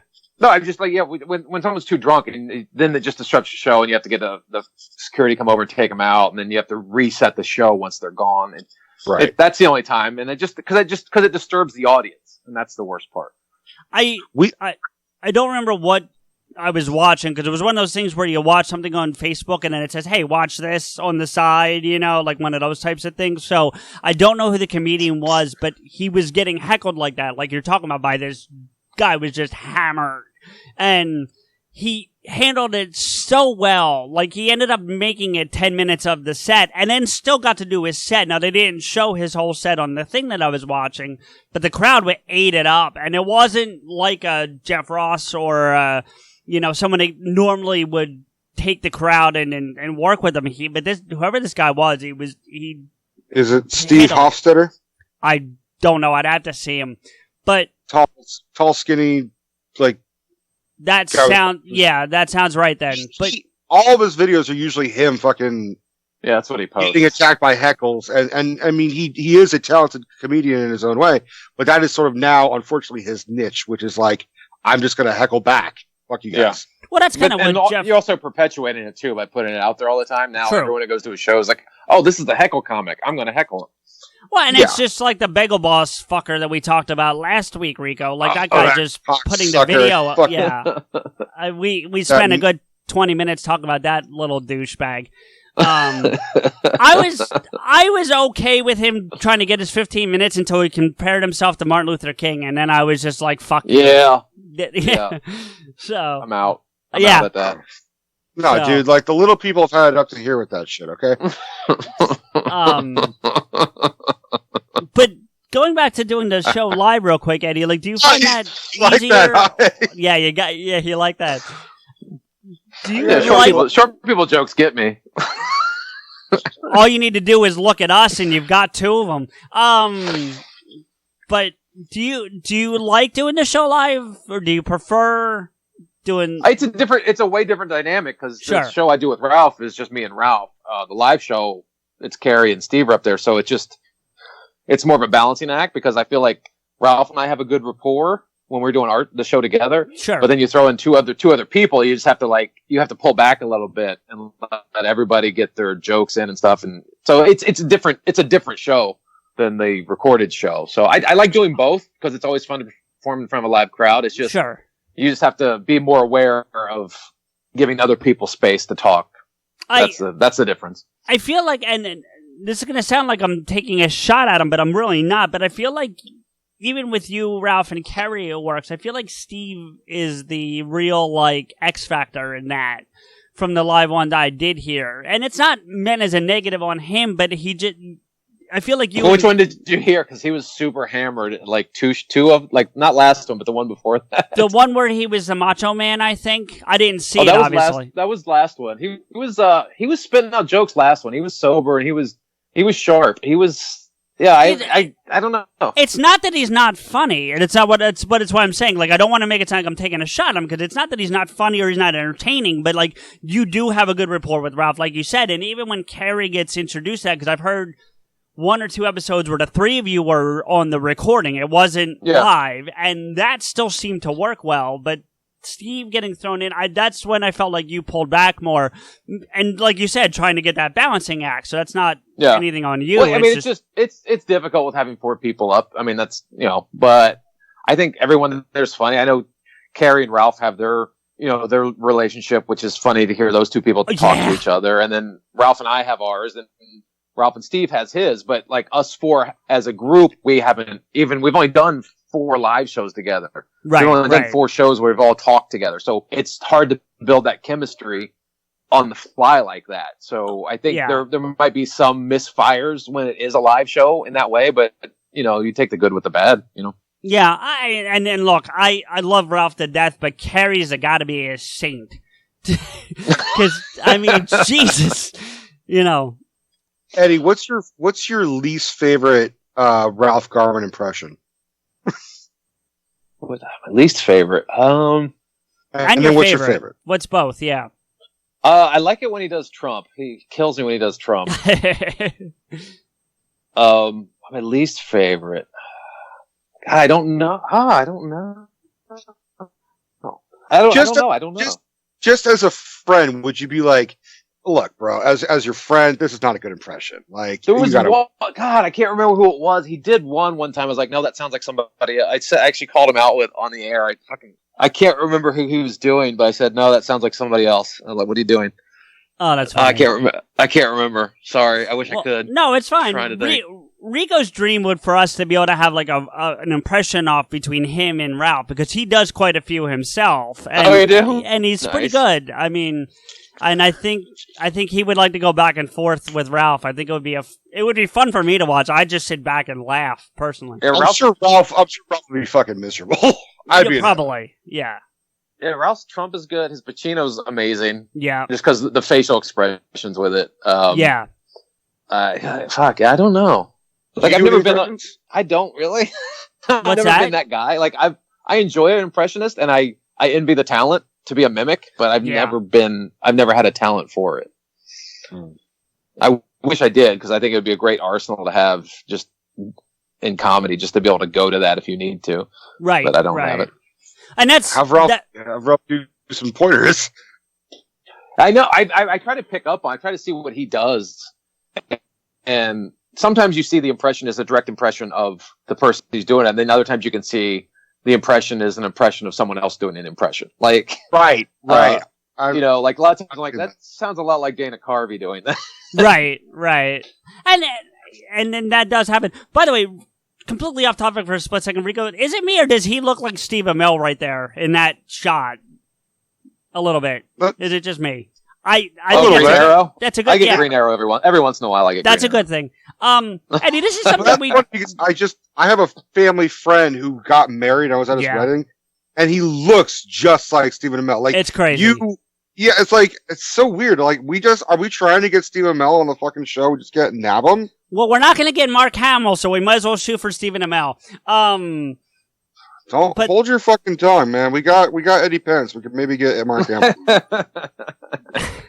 Eddie, this is something we do tend to ask our guests sometimes, and there's no right or wrong to this at all. But do you have any questions for us? Because we like interviewing, but we do like getting the other side of that sometimes. So, well, how long have you guys been doing this show?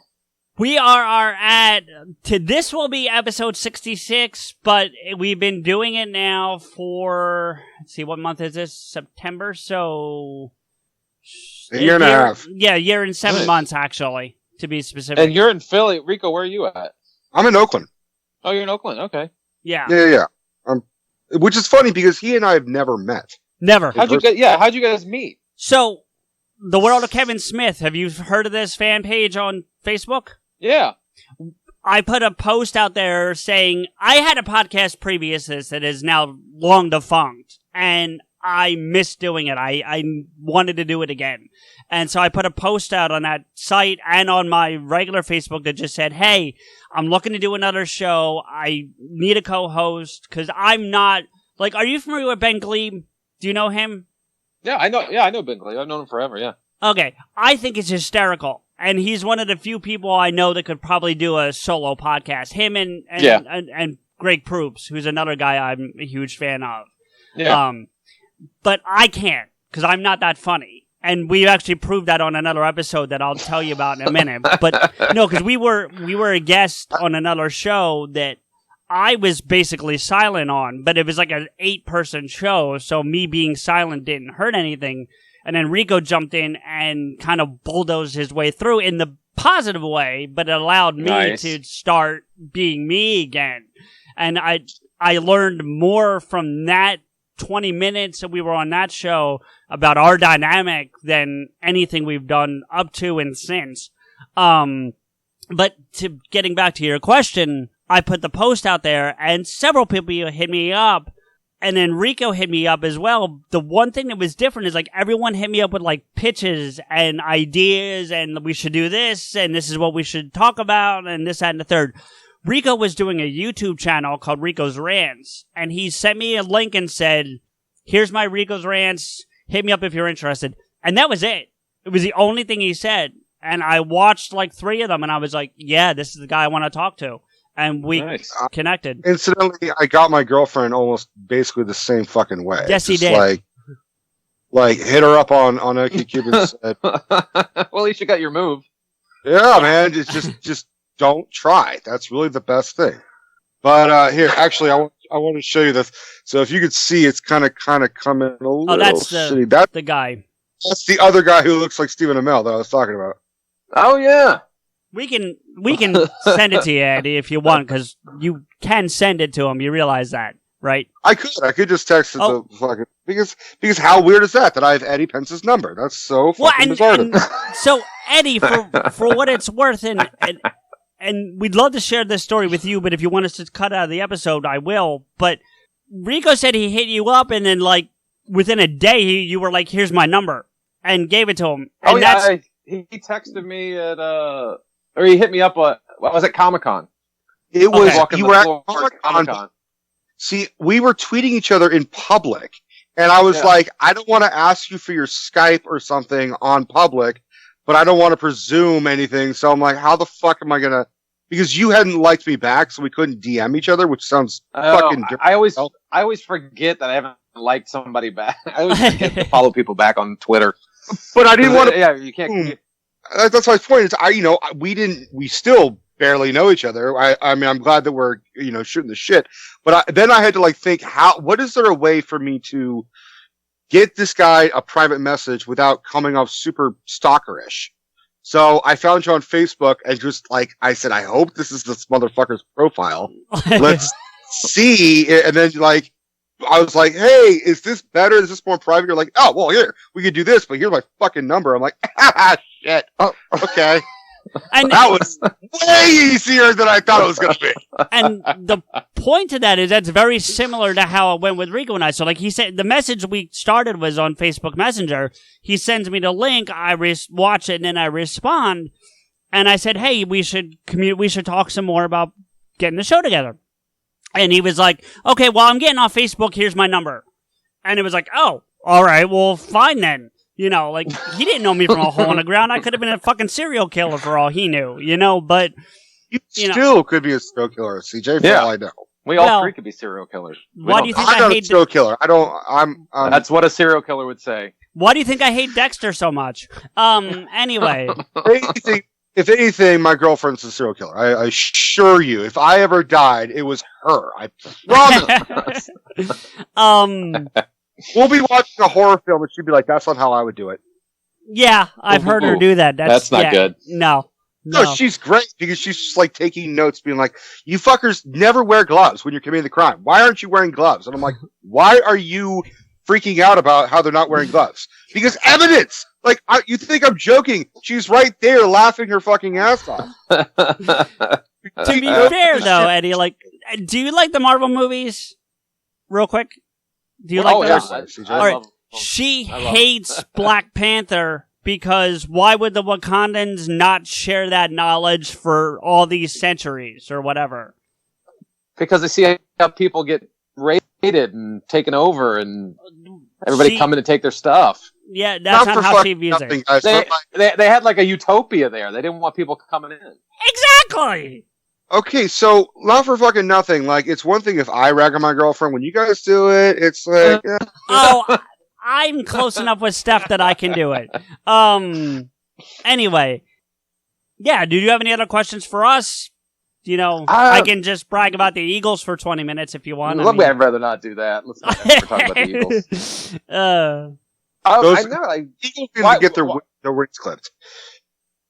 Right. What's that? He said Eagles need to get their wings clipped. They really do. Yeah. So anyway, you were about to ask something that's certainly more important than that. No, I know you guys named the podcast PodAskew, so I guess you're both humongous Kevin Smith fans, right? Oh, yeah. That's totally. What's your favorite Kevin Smith movie? We're just sort of waiting for him to sue us when he actually gives shit. Like, yeah. CJ, you want to answer this one? Yeah, I will. Before I answer, just to get to your other point, we figure we're getting closer to Kevin with every interview we get to do because we've talked to Marilyn Gigliotti and Scott Schiaffo as well. So it's only a matter of time before he sees the name of the show and sues the crap out of us. So we're just, taking it while we can. I think I can answer for both of us because I think no, that's not true. I was going to say we had the same favorite movie, but we don't. My favorite's Chasing Amy, actually. That's probably my favorite. Yeah, I think that's his best one, like best film. Agreed. Well, no, his best film, as much as I love Chasing Amy, is probably Red State. It's probably his best film. Oh, yeah. Yeah. I guess that would. Yeah, I always forget that's a Kevin Smith movie. Well, yeah, because it's so far left compared. It comes off like Kevin Smith doing Tarantino, and ironically, but yeah, see, we have our logo.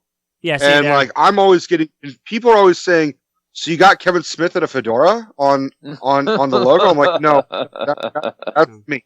They're like, it's like Kevin Smith and John Belushi mixed together. I'm like, I guess that's what I am. Our logo was once described as John Belushi and Han Solo. So, I don't know. It's not bad. A likable asshole and a fat likable asshole. Yeah. There you go. So, according to Eddie Pence, Han Solo is a likable asshole. So that's exactly that's very true. That's why everybody loves him. But what's yours, Ed? My favorite, I think Chasing Amy is the one that I really, when I saw it in the theaters, I was like, this is probably his best. It felt to me like his best, most marketable film, like mainstream movie, like people could relate to. I feel like Dogma's closer to that, honestly. Dogma, I love Dogma. Like Dogma's so like my favorite one of his to watch is Dogma. I don't know if it's his best one, just because, but it's my favorite of his to watch. Well, the writing dialogue is just so up there. It's a very smart fucking movie. I mean, he will always say that he's not a smart guy, but if you just listen to his dialogue, it is really, really witty and really sharp. Yeah. I mean, one of my all-time favorite parts of Chasing Amy, and we've talked about this on the show ad nauseum, but the heterophobia scene, essentially, where Alyssa reveals to her lesbian friends that she's dating a man, and this look of despair and dejection of like, oh my god, a lesbian, like another one bites the dust. And I'm like, you never see that shit in movies because there's always this misconception that lesbians and homosexuals are forgiving and open-minded and they could just be just as narrow-minded as straight people. Right. Exactly. So I thought that was a brilliant part in the film. No, yeah, I agree. I love that movie. I love watching Dogma, but I think there's something about Chasing Amy that some people can relate to that one. Yeah, easily more than the other films. Have you seen Reboot? Have you been fortunate enough to see that? I haven't seen really any. Ralph hasn't even told me that much about it. Okay, I was just curious because I know you're. I would imagine Ralph would talk a lot about it. Well, there's probably an NDA. He hasn't. I mean, he was only there for a few days himself, so I don't know how much of the script he even saw outside of his scene. Right. It's funny because Kevin says he's like the main villain, but he's not. It's a weird dynamic, so we'll be curious to see, what that's like. But I know you're close to that circle, not just because of Ralph, but it sounds like, are you close with Kev? I mean, not trying to get anything out of it. I've met him a handful of times. Either like usually before a Babylon show or something. I'll be in the back and I'll talk to him, or after I sell a bunch of T-shirts after a Babylon show, I'll go hand them the money that I just. But I don't know him that. I see him. I live really close to him. I live closer to him than I live to Ralph. So I see him, a couple times a month hiking Runyon Canyon, which he's always posting from. Right, him and Shecky. But yeah, I'll see him driving by, and he's almost run me over a couple times because we live on this road called Outpost. Yeah. And he lives off of up in the Hollywood Hills, and the main road that connects us is called this Outpost Road or whatever. And I'll be driving on it, and he's notorious for like flying through the Hollywood Hills. Yeah, I've heard that. And I've been driving, all of a sudden this black SUV is like on my ass, and I look behind him, all I see is the white backwards hat. Fucking Kevin. He's gonna run me off the road. Yeah. And then he'll just go around you and then go home. And I wouldn't consider, he probably doesn't know me from a hole in the ground. He might recognize me. I've talked to him a few times, but we're not close. He probably thinks you're Stephen Amell. It's like, oh yeah, I know the guy from Arrow. Right. Ralph, you and Ralph and Arrow are hanging out. Would you ever do a movie? Like, is that something that interests you at all? Like acting, even if it's like a comedy movie? Yeah, I would love to. I mean, that's the goal, to be be an actor and then do comedy for fun. I mean, because that's you make so much money, you don't have to travel much, and that's kind of what you want to do. So I audition and stuff. I commercials and TV and stuff like that. But you gotcha. I only ask because I've heard some comedians who have been interviewed and some of them have said no, they prefer the road and doing the stand up and being in front of those crowds and that high you get, from. So I was just wondering where you stood. No, there is nothing like that high that being on stage and talking. I don't enjoy going on the road because I hate traveling and being away from my family. Sure. So I don't particularly love going on the road. I do go on the road when I have to, but I would much rather make money being an actor if possible. Because I could always do comedy. You can always do comedy. You just get up on stage and go do it. But like, you can book serious, good acting work that pays the bills. Yeah. Now, I do have a question, and it may be bordering on personal, but you can tell me fuck off if you want. You have a kid, right? Yeah. What does your kid think you do? Is your kid like young? I would imagine it's like a young kid. He's 10 now. I've taken him on the road with me before. He's been in the back of comedy clubs. He's watched me do stand up. Okay, so he's just. I just imagine like when it kind of clicks for him, where he's just like, well, why is my dad on stage? I don't think he's funny. Like I've heard of comedians have. Well, he actually does think I'm funny, which is weird. That's very strange. But like the first time I took him on the road with me, probably about 4 or 5 years ago.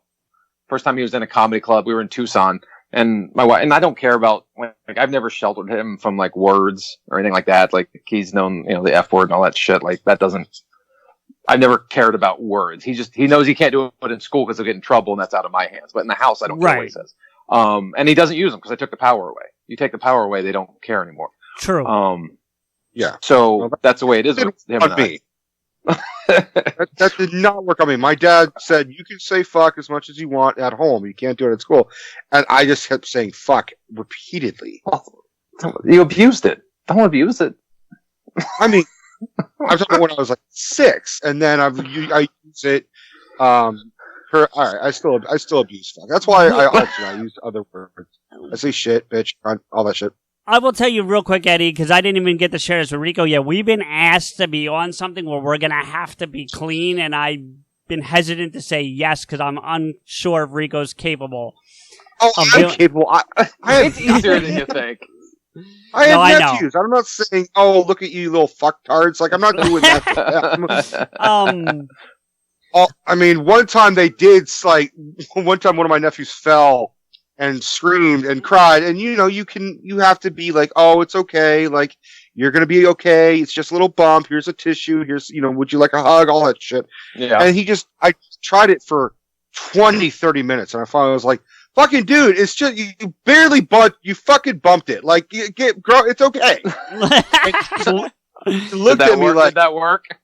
It stopped him crying because he looked at me and said, you said that word. And I said, well, I tried everything else. It's like, well, you're being a little bitch. Yeah. And I was like, well, no. Eddie, I know we're getting close to your time here, but so one thing I wanted to say is that even though we can't agree on sports teams, which is fine, I know that we can agree that we both hate the Doors, because that's another thing I heard you talk about on the Ralph Report. Yeah. I just think they're overrated. I don't hate them; they're just overrated. No, but I agree that you're right. Hate's the wrong word, but I agree they're completely overrated. Just the Doors band. The Doors, the band. Yeah. Yeah. Right, fuck this. What's that? All right, fuck you guys. He's out. He's out. You're talking about a guy who only listens to Sinatra. So. Yeah, so I listen to Sinatra and I like the Doors. So if you guys talk shit about Sinatra, I'm out. Sorry. Well. Oh no, I love Sinatra. There you go. Very good. So. Well, Eddie, listen, man. I know you're gonna go talk for a couple of hours, so I want to give you a chance to rest your throat a little bit before you go do that. I appreciate that. No worries. Hey, listen, man, we really, truly do appreciate you coming on. We've been having a lot of fun and busting balls and stuff, but we really do appreciate you coming on. Anytime, man. Anytime. Keep us up to date on the Unspecial and what's happening, and we'll be sure to promote the crap out of it to our 5 listeners. Sure. 6 now. 6 now, yeah. That's the thing. That's assuming you're going to go back and listen on a regular basis. That's, we're not counting on that. On a serious level, I actually was curious, like, which one did you listen to a little bit? Yeah. I mean, what was it? Hold on. It was, I listened to it. It was right after you hit me up at Comic-Con. And I went and listened. I'm trying to think which one it was. Was it the one that was, like, recent at that time? No, it was an older one. Because I always like to go back and get the older Our Horse? Which one? Star Wars? Star Wars? What was that? What did you guys talk about on that one? Star Wars. That's our first one. No, I didn't listen. Fuck. I can't remember. Funny? No, it was funny. That's why I was looking forward to doing the show, because I love you guys banter with each other. It was killing me. Thank you. Thank you. Fuck, I can't remember. It must have been a really memorable fucking episode. Well, no, I didn't listen to the whole thing. I was like, I listened to, you hit me up. I'm like, oh, let me check out the podcast. And then I did it. And I was like, oh, these guys are funny. I'll do this. Oh, so there was pressure, dude. Like we had to go through a screening. Well, no, I wasn't screening. I was just like, oh, these guys are funny. This will be fun to do. Let me. We're just messing with you. Yeah. Listen, that's fine, Daddy. No worries. I remember what it was. We believe you. I'll text you when I'm done. Which one it was? I don't. Sounds like a plan. What we have also done, which you may not know, is we've also done commentaries similar to Kevin. Kevin did this at one point where he watched Batman and just did a deep commentary of the movie. So we took inspiration. So we've done 4 separate commentaries where we tell the audience, all right, start your movie now. Make sure it's muted. Turn on your subtitles. Oh, like a riff tracks. Yeah. Is that exactly. what it's like? Mystery Science 3000, but less funny. Yeah. Substantially less funny. Well, I don't know. The newer one, anyway, that's another story. Critiquing Batman? No, the newer Mystery Science. Oh. I didn't see it. I didn't watch those. Yeah. I didn't either. Jonas, I don't want. Okay. There's no more fucking mystery for that goddamn thing. So, all right, but Eddie, we're going to let you go so you can kick back. All right. Yeah, listen, thanks again for coming on. Yeah, man, anytime. I don't mean anything beyond just the words I'm about to say, but tell Ralph we said hi, because we are both huge fans. We'd appreciate that. Okay. Yeah. And, if he doesn't feel like talking to us, that would be great. But if he does, that'd be awesome too. So, okay. Yeah. Funny thing is that I've also written to Ralph because I saw a Babylon show, and I tried writing to Ralph. I tried on Twitter and everything, and I even sat in the front row. I was directly in front of them. Motherfucker never looked down. Piece of shit. Don't say that. That's not right. It's just his friend. I will say very quickly, Eddie, because you'll appreciate this. He did also get to talk to Kevin during a Q&A, and Kevin, in the nicest way possible, told him to sit the fuck down and shut the fuck up, basically. In the nicest way possible. Because I kind of trashed his movie. I brought Yoga the hoses. only DVD I have of a Kevin Smith nearby. All my other stuff was in storage. So I brought a copy of Yoga Hosers with me for him to sign. Yeah. And I said, okay, well, I work at a video store. That's the funny setup, is there's one last video rental store in the Bay Area, if not most of the world, I'm guessing. Yeah. And I happen to work there. So I had a copy of Yoga Hosers because we had a copy and I bought it. And I told him, I said, I think I'm the only person who's ever bought Yoga Hosers. And he said, well, all right, you have the second copy. I had the first copy. He's like, well, what's your question? I'm like, well, will you sign it? And that was my question, because how many fucking opportunities am I going to ask Kevin to do it? And luckily, Kevin and Ralph both signed it, because this was at a Q&A leading up to a Babylon. So I was surprised. I was looking, I'm like, that doesn't look like Kevin's signature. Oh shit, it's Garmin! Fuck!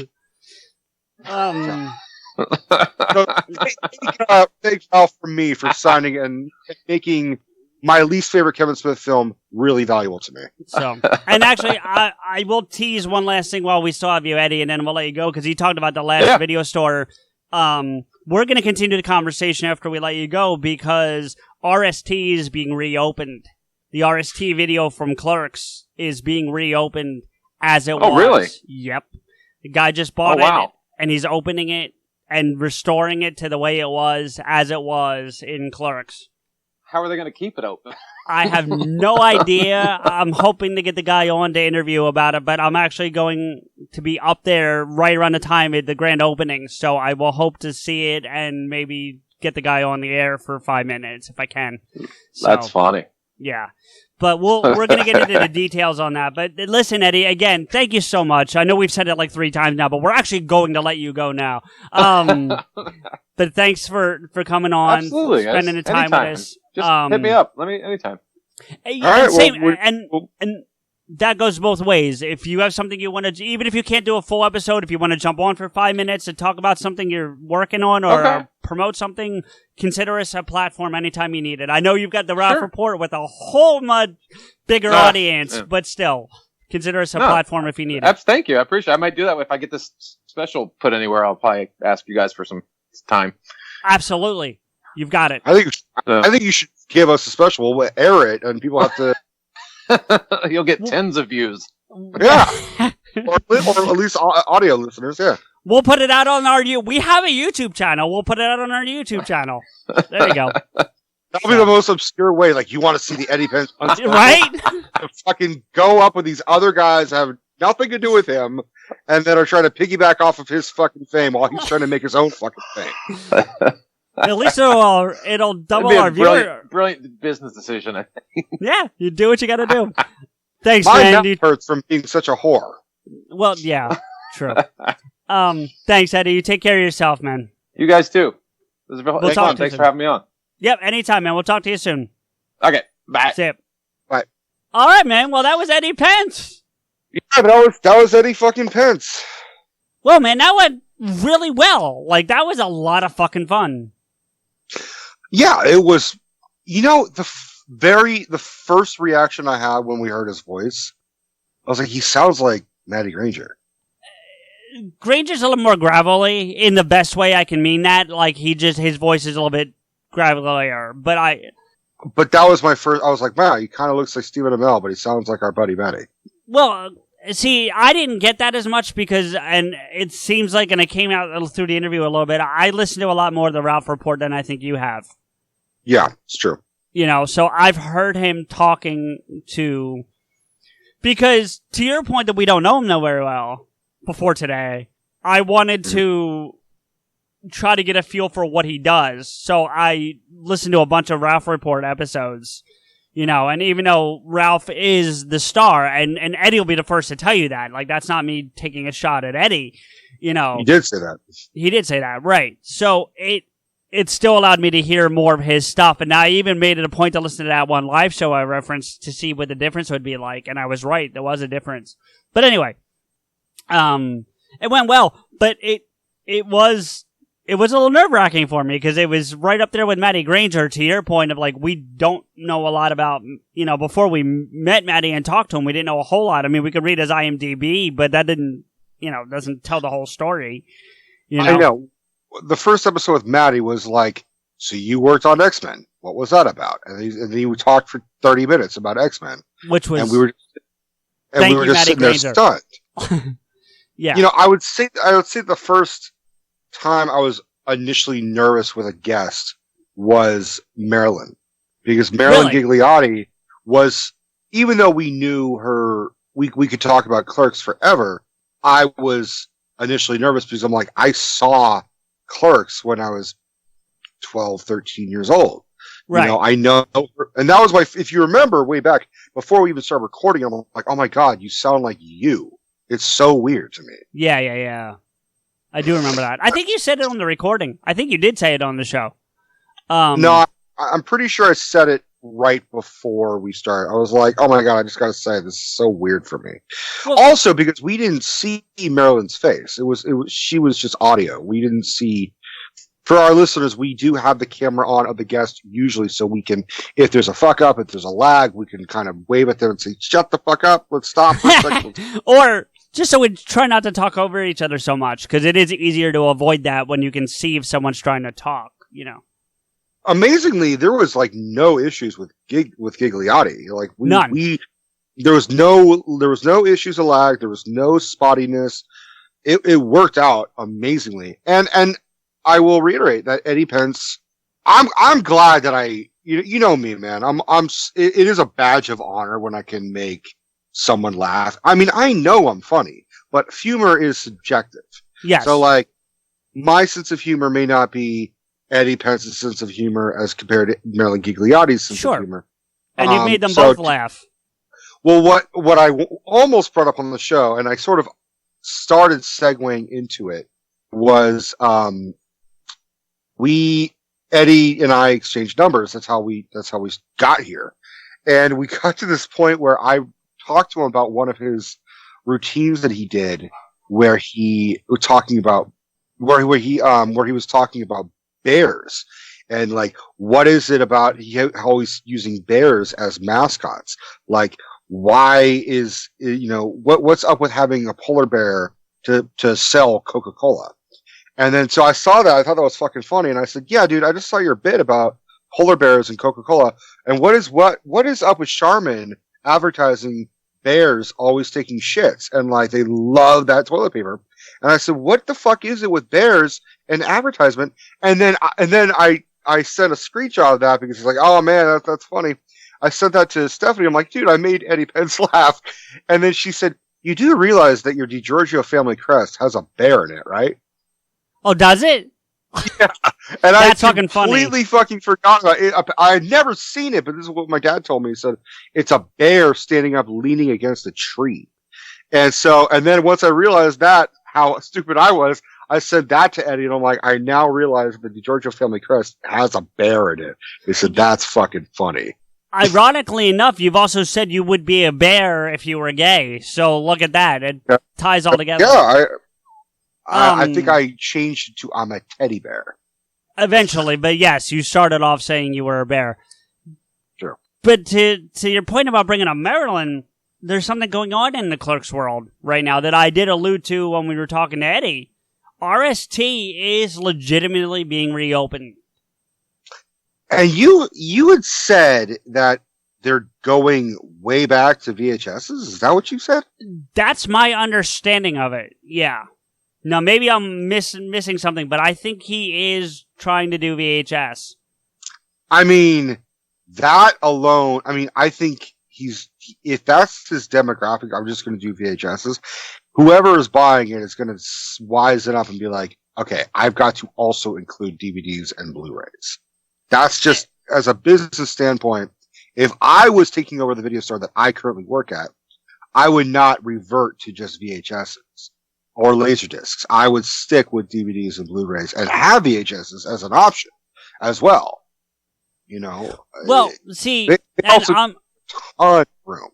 I'm gonna give him some love because apparently he's a PodAskew fan. From what Henry was telling me, unless I misunderstood him, he is a PodAskew fan. His Twitter and Instagram handle is OGVHS. So I think I love. Yeah, I know you love it. I'm sure you would. So I do think that the VHS is going to play a role in this. Whether it's the only format or not, I'm not sure. I just sent a message to Henry asking if he can confirm for us, but he may not, with the time difference, he may not be able to answer. Speaking of Henry, by the way. Up. What's that? Wake that British bitch up. Well, speaking of Henry, by the way, he did send me a message, by the way. So I'm going to announce something else that I don't think we've talked about on the show yet. Or if we have, I think it was in passing. Henry's coming to the United States. He's going to be here in late October, early November, and we're going to meet up at the Stash, actually, and Quick Stop. Because I've never been, believe it or not. What's that? That's awesome. So he's Brexiting, and he's coming to the States. He is. So we're going to meet up, and apparently I'm going to get a tour of the RST, even if it's not open to the public yet. The guy's goal is to have it open by that trip. But even if it's not, apparently, he's going to meet us there and let us come and tour the store. So that'd be pretty badass. You got to bring a sticker, right? I think I have one left, so I will do my best. You got to bring the sticker and give it to that guy so you can slap it on, outside the window. So for the next couple stoners that emulate Jin Silent Bob, they're leaning up against the fucking PodAskew sticker. And then they're going to think, oh, Askew, this must be for Kevin. And we're like, ha ha ha, no, we're stealing your fans. Ha ha ha. And then we get sued. But that said, I've been asked to do a very quick PSA. So I need to do that very quickly. For Henry's grandmother, I am not a psychopath nor a serial killer. So you have no fear letting your grandson hang out with some guy from the States that he's never met before. So I was asked to say that. Wait. The missing chunk of this is that apparently Henry's grandmother listens to the show? Is that the implication? No, the missing chunk of the story is that he was telling his grandmother he's coming to the States with because his whole family's coming. Not entire family, but I think it's his mom and his dad and whoever else. And while he's on the trip, they're all staying in New York because that's where they're going, is New York City. Right. And then he's staying, while he's here in New York City, but he's making a trip down to the Stash and all that, and that's when I'm going to hang out with him.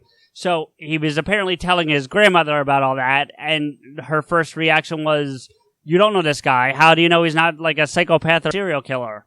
So... Well, I think we also just talked about this on the air.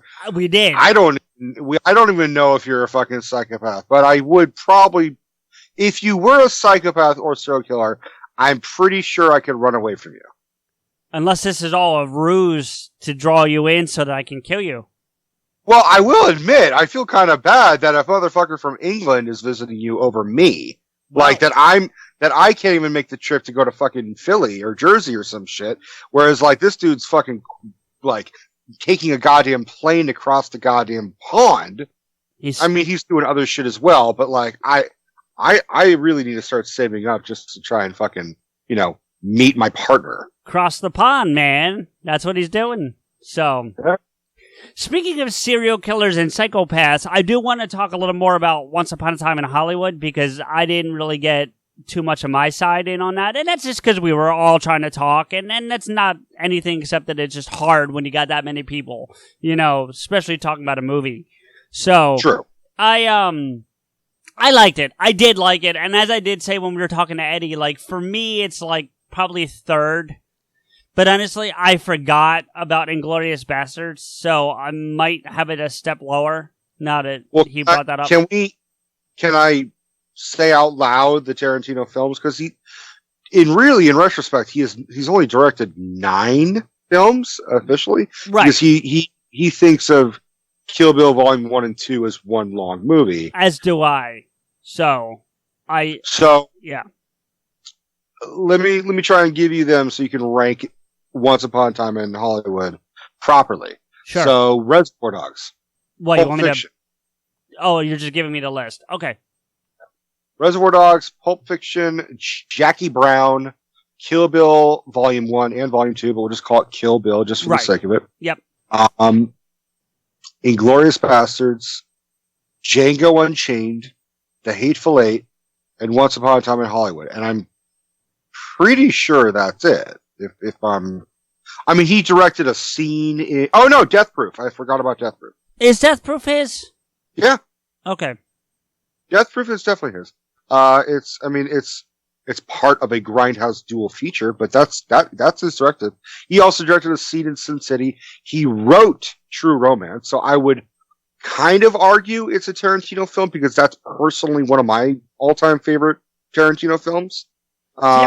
I have to disagree with you. I wouldn't call that a Tarantino film because he didn't direct it. I get the point you're making, and we've had this discussion before, so we don't need to like deep dive that again. But you know, I just was so.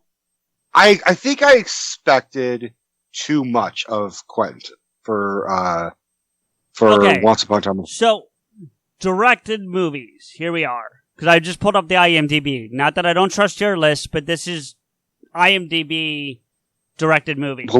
Let's see how close I got it. Reservoir Dogs, Pulp Fiction. Actually, no, back up. There's a movie here called My Best Friend's Birthday. That was a movie that he was trying to make, and then it was sort of a basis for True Romance. Okay, but it got destroyed in a fire, so he couldn't really do it. Well, it's listed here as a credit from 1987, so I'm not going to argue with you. I'm just telling you that that's here. He doesn't really consider it a movie that he did because he didn't finish it. Right, and that's fine. So, Reservoir Dogs, Pulp Fiction, Jackie Brown, Kill Bill, Sin City is listed, but it does say special guest director. Right. And then Grindhouse, and then it says specifically segment Death Proof. And then Death Proof is also listed, so I'm not sure, you know. We'll just call it Death Proof. Okay. It's not Grindhouse and then Death Proof. It's Death Proof. I'm just telling you how it's written here. Sure. Inglourious Bastards, Kill Bill, The Whole Bloody Affair. I don't know what that is. Is that a short? It may just be the whole thing spliced together. Oh, okay. That would make sense. I kind of want to see that now because I wonder if it's any different, like, if the edit's different, you know? I would watch that. I would totally watch that. I've never seen that, like... It's 4 hours and 7 minutes. I'm going to look for it when we're done. But, let me get back to this real quick because I changed screens. Shit. Where'd it go? Another fucking horror bag. All right. Okay. Django Unchained, The Hateful Eight, and Once Upon a Time in Hollywood. And then, just to be as fair as we can, it is listed here as the Untitled Star Trek Project, but it's only in an announced status, so I don't know if we count that yet. I don't know if that's going to happen. As far as I'm concerned, I think it's too unconventional. I don't know how the Star Trek fans are going to react to that. You know what I'm saying? Do you have something to write with real quick, or something you can keep track of this on? I could type something. Okay, that's fine. Yeah, no, because you wanted me to rank these in my favorites, right? That's what you wanted me to do? Yeah. All right. So Pulp Fiction for number 1 for me, without question. Okay. And then I gotta go Kill Bill. We're just gonna say Kill Bill. Don't worry about Volume 1, Volume 2, or The Whole Bloody Affair, because we don't know what that really is. I think Once Upon a Time in Hollywood, probably, but then Inglourious Bastards. I have to see Inglourious Bastards again, honestly. I've seen it once, and I did really enjoy it, but I need to see it again to put it in the pantheon for me. You know what? I'm not even sure if I can do this, Rico, because I've only seen Reservoir Dogs once. Really? Yeah, I've seen it, but I've only seen it once. And it was only because I was told if you like Pulp Fiction, you'll love this. And I do remember not loving this. I didn't hate it, but I didn't love it the way I was told I was going to. Do you know what I mean? Okay. So, but if we're going to stick with it, I'll do Inglourious Bastards. I don't count... After Once Upon a Time, yeah. I don't count Death Proof or Grindhouse in my eyes as Tarantino movies. Well, you have to. He directed it, so what's included? If you want to make it your last, that's fine with me. I think it's going to have to be last. It's going to be almost last by default because I don't really count it. But if going past that, I would go Reservoir Dogs probably. Mm-hmm. So after Inglourious Bastards, it would be Reservoir. Then Jackie Brown, then The Hateful Eight, then Django Unchained, and I would round it off. You liked Hateful Eight more than Django? I did. Okay. I mean, for me though, it's like 1A, not in terms of number one, but just like they're almost the same fucking movie, in style. Yeah. In style. Well, all right. Well, I could tell you mine. I would actually list Reservoir Dogs more or less as number one, as far as I'm concerned. And most people would.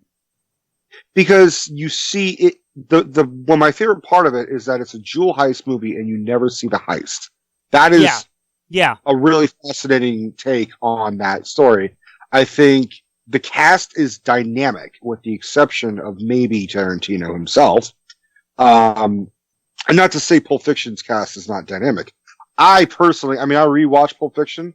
I do not understand how Samuel L. Jackson did not win Best Oscar, personally. I think that there's without getting into a huge thing, I think there's a stigma with Tarantino. Like, a lot of people are saying that this Once Upon a Time in Hollywood will be his way of finally breaking through the Oscar whatever that they've been holding against him. Do you know what I mean? And may finally get him something in that of a gold statue. Well, Christoph Waltz, his only nominees and wins were from Tarantino films. Right, but that's Waltz, not Tarantino himself. I get what you're... I think Tarantino won Best Original Screenplay. Did he? For Django. He might have. Hold on. I'm not saying he didn't. Alright, so I would be Reservoir Dogs, it'd be Pulp Fiction, I would actually put Jackie Brown. I think Jackie Brown is super underrated. It's good, it just didn't... for me. And then it would be Inglourious Bastards. I think Inglourious Bastards is... The motherfucker made me question milk. You know what I mean? Like, he made that whole opening scene look insane. I need to see it again. I do. What? I need to see it again. It's good. But you kind of can go into it being like, I think there's more of a fascination of being like, I want to see Nazis getting fucking scalped. You know what I mean? Right. I want to see Eli Roth with a baseball bat fucking up a dude. Michael Fassbender is fucking in it. It has such an electrifying cast, whereas for me, Once Upon a Time in Hollywood had some big hitters, but it didn't really hit it for me. And again, I think I need to see it again. I think I need to let it kind of settle, and then I'll watch it again when we get it at work. So where was I? So Reservoir, Pulp Fiction, Jackie Brown, Inglourious Bastards. I personally also liked Hateful Eight over Django. Even though I thought Django was very entertaining, I liked the scenario of Hateful Eight more, which was they're all stuck in a fucking blizzard together. Whereas Django is fucking entertaining as shit, and Jamie Foxx is electrifying in it, and Christoph Waltz steals that goddamn movie, and even Leo DiCaprio, and you've heard me say I'm not the biggest Leo fan. Yeah. he commands a performance in that movie, and I think he does a fantastic job. But I have a problem. One of the stupidest parts of the movie for me was at the end of Django when they're about to, well, I think when they've just blown up the house with Samuel L. Jackson laying inside of it. You goddamn son of a, that whole thing. Well, what I think in general, and I want to move on to a couple things because we are getting long in the tooth here after having talked to Eddie, but, is that I'm not a big fan of Westerns to begin with. So I think that might be why Django and Hateful are so close to the bottom for me, because they're good movies, but I'm just not a Western kind of person. You know what I mean? And I'm not either. And I liked the feel of Hateful Eight because it felt more like a Reservoir Dogs, which I did enjoy. You know what I mean? Because a lot of it takes place in one place. There's some outside scenes, but the bulk of it's in one place. To our point about the Academy Awards, he has won 2. He himself has won 2 of them. And he's been nominated for 3 in total. Or, I'm sorry, 5 in total, 2 of which he's won. So, and what, they're both original screenplay? They are. 1 for Pulp Fiction, 1 for Django. I was going to say, I thought he won for Pulp Fiction. I wasn't aware. Now, he was also up for the screenplay for Inglourious Bastards, which he didn't get. Right. And then he had 2 Best Director nods, again for Inglourious Bastards and for Pulp Fiction, but he didn't get the director on those. If he wins I think he should be nominated for Once Upon a Time in Hollywood. I would be very surprised if he won. Well, I think if he wins, it's that typical like Lifetime Achievement one where maybe the movie's not the best movie he's done, but he's earned it at this point. Yeah, it's like Scorsese for The Departed. It's like, we owe you. Sorry. Or Leo for that bear movie. I forget what it was called. Fucking bears everywhere. Right. So I think that's it. Getting back to the movie itself, though, I definitely obviously liked it more than you did. I love the twist at the end. I know you're not a fan of it either from what you were saying earlier, but maybe we need to do a deeper dive on a different day. You know what I mean? Because I did enjoy it. I'm glad you forced me to see it, because honestly, I wasn't going to go see it in the theater until you were like, dude, you have to go see this in the theater. And you kind of pestered the shit out of me until I went. I very much did. And I'm glad you saw it. I'm glad you liked it.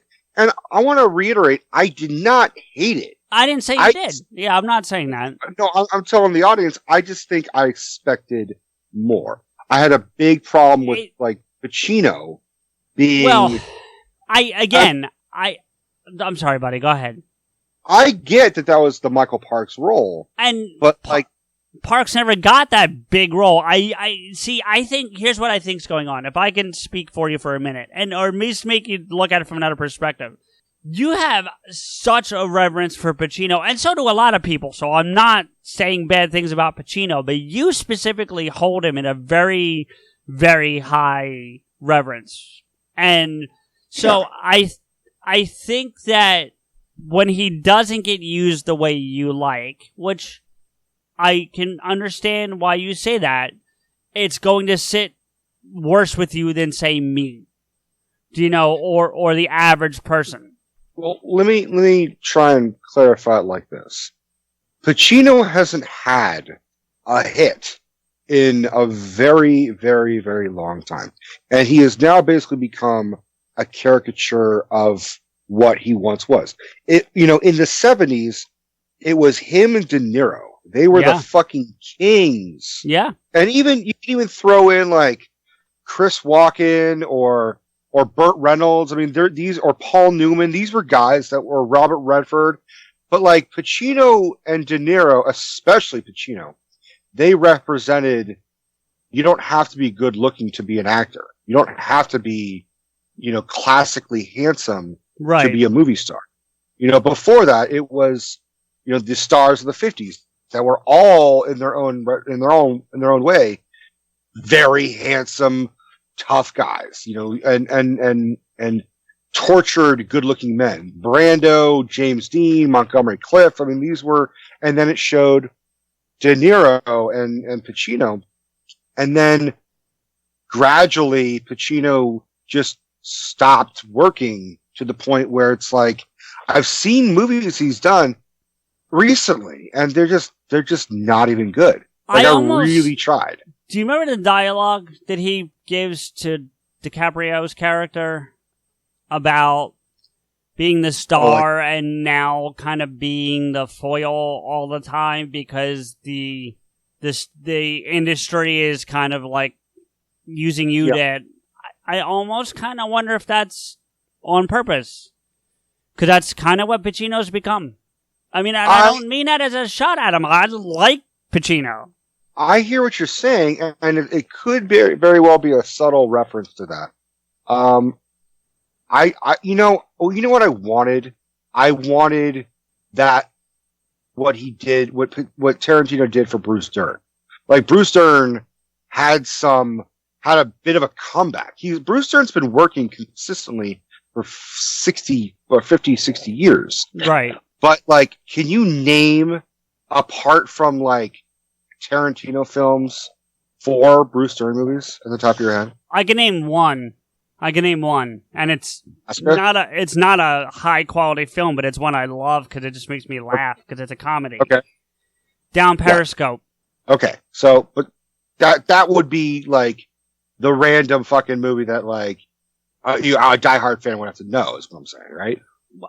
Have you not seen it? No. It's Kelsey Grammer as a sub-captain, and it's... Of course, it's a movie with a submarine. Of course you're gonna fucking love it. I actually recommend you see it. It's kind of funny. But you see what I'm saying. Like, Bruce Dern's most recent credentials are Django Unchained, Eightful Eight, and Once Upon a Time in Hollywood. He's getting a resurgence. Apart from that, he was just known as Laura Dern's dad. Right. Who I don't even really know that well, to be honest with you. Like, she showed up in Star Wars. Yeah, and I didn't even know who that was. She's also in Jurassic Park. Right. But so that's how I knew her. She right. was also in the movie The Mask with fucking Eric Stoltz, who was also in Pulp Fiction. But that's my thing. I expected the same level of greatness that Tarantino gave De Niro in Jackie Brown. Like, love it or hate it, Jackie Brown is an underrated film in my opinion, but De Niro is really entertaining in that film. And a lot of people forget that De Niro and Tarantino worked together. You know what I'm saying? Like, didn't even know he was in it. I don't even remember. I've seen it and I don't remember he was in it. I really don't. That's my point. Like, this is just going to be another one where like, oh yeah, Pacino is in this movie. But I honestly, pound for pound, I gotta say the fucking best actor in that movie was that little girl. I don't know who fuck she is. Yeah, she's gonna win an Oscar at some point. Yeah.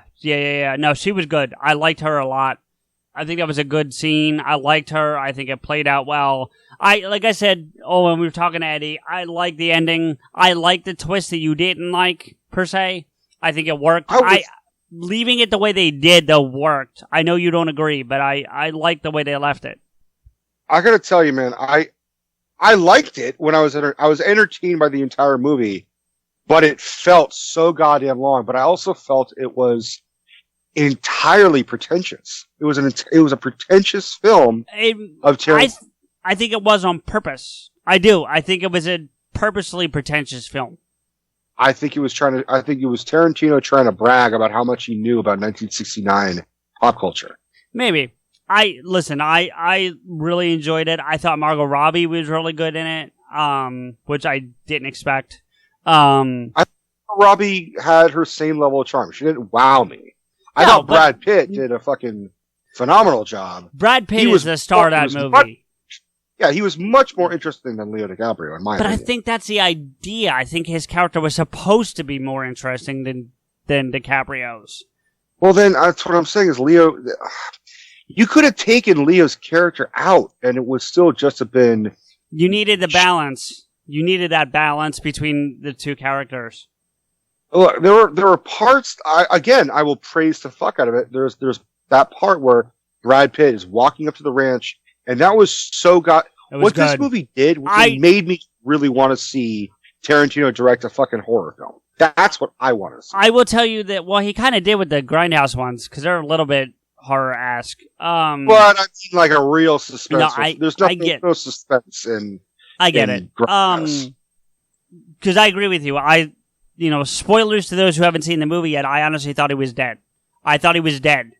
Did you realize that was Dakota Fanning? No. Which one? The blonde who's like, oh, he might be groggy because I fucked him a while ago. The redhead. She's a redhead, actually. Because remember, he even calls her Ginger. It's a redhead. Yeah. No, I didn't know that. I was trying to figure out who the girl he picked up was off the hitchhiker. I know Uma Thurman's daughter is in that movie, and she looks like it's her and Ethan Hawke. Like, by the way, Harley Quinn, great job. I mean, she didn't have a whole lot to do, but the scene she was in, I thought she did well. So I want to give her. Yeah, I thought I kind of giggled when I first saw her on screen. I'm like nudging Michael, and I'm like, that's Kevin Smith's kid. Yeah. He's like, shut up, I don't care. The girl you were talking about, she's only been acting since 2014. I mean, she's young anyway, you knew that. But she's only been acting in 2014. This is her second movie that she's been in. The rest has all been TV. I think Ethan Hawke's and Uma Thurman's daughter, so it's someone Hawke. It's like Maya Hawke, I want to say. She also was on like Stranger Things. So she's getting a big resurgence of career.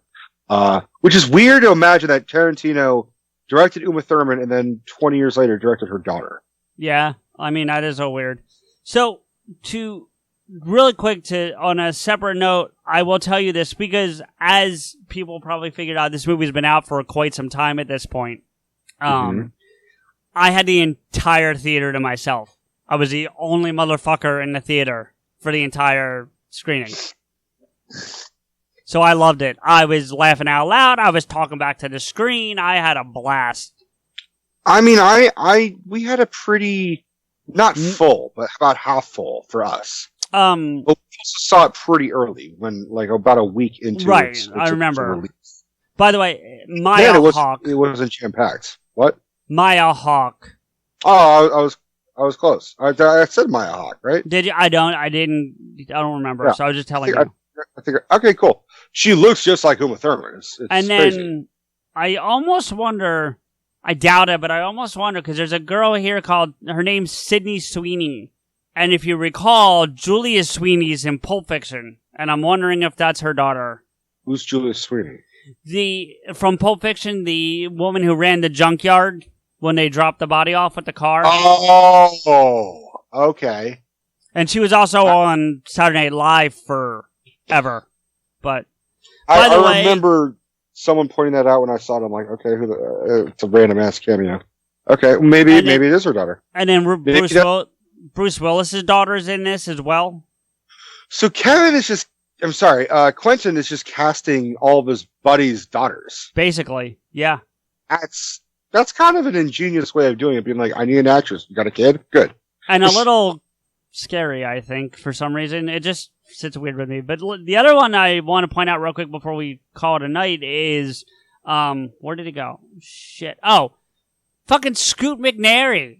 This dude's like shit. He's everywhere. And I mean, more power to him. He's working like a motherfucker, but Christ, this dude's everywhere. Who's he? In what time? He was, when they were shooting the Western, he was the business guy that Timothy Olyphant ends up killing. That's right. I forgot. Fucking Luke Perry. Luke Perry, I thought was really fascinating to see. I was like, oh my god, that's Luke Perry. Holy shit. Well, I knew he was going to come on, but yeah, I've been watching that Beverly Hills 90210 reboot, the BH 90210. They did do a nice little tribute to him in the first episode. Cool. It was all right, man. Listen, between Eddie and this, I'm fucking tapped. I got to be honest with you. Yeah, I'm pretty beat. I'm pretty wiped. When we were starting, because we were all things considered, we figured out how to fucking do this pretty quickly. Yeah. But you and I were both like, oh shit, we have to record right now because Eddie's schedule, and like, I mean, it's fine. We did great. Yeah. But I was starting again. Kiss Kiss Bang Bang. Because Steph and we never finished it, and so I wanted to watch the movie with it. So I'm going to go back to Robert Downey Jr. and Val Kilmer, like solving crimes. CJ here with a few thank yous and let you know how you can get in touch with and follow the show and us. If you want to agree with or yell at us, follow Rico, me, and the show on Twitter. The show is at PodAskew, Rico is at RantsRico, and I'm at M_Blade. Listen to PodAskew on the Apple Podcast app, Spotify, iHeartRadio, or anywhere else you find podcasts. Please don't forget to rate and comment. We want to thank our logo designer and show friend Mike for his work on our wonderful logo. You can contact him for artwork via email at logomike80@gmail.com. Again, that's logomike80@gmail.com. Thank you to Dubbed in English for our opening theme music, 96 Reasons.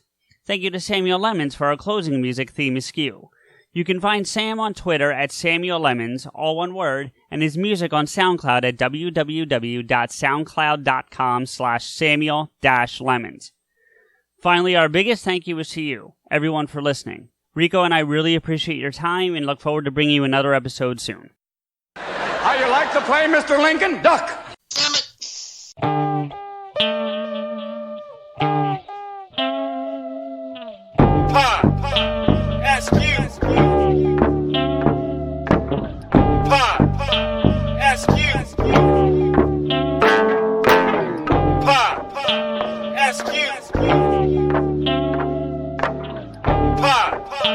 PodAskew.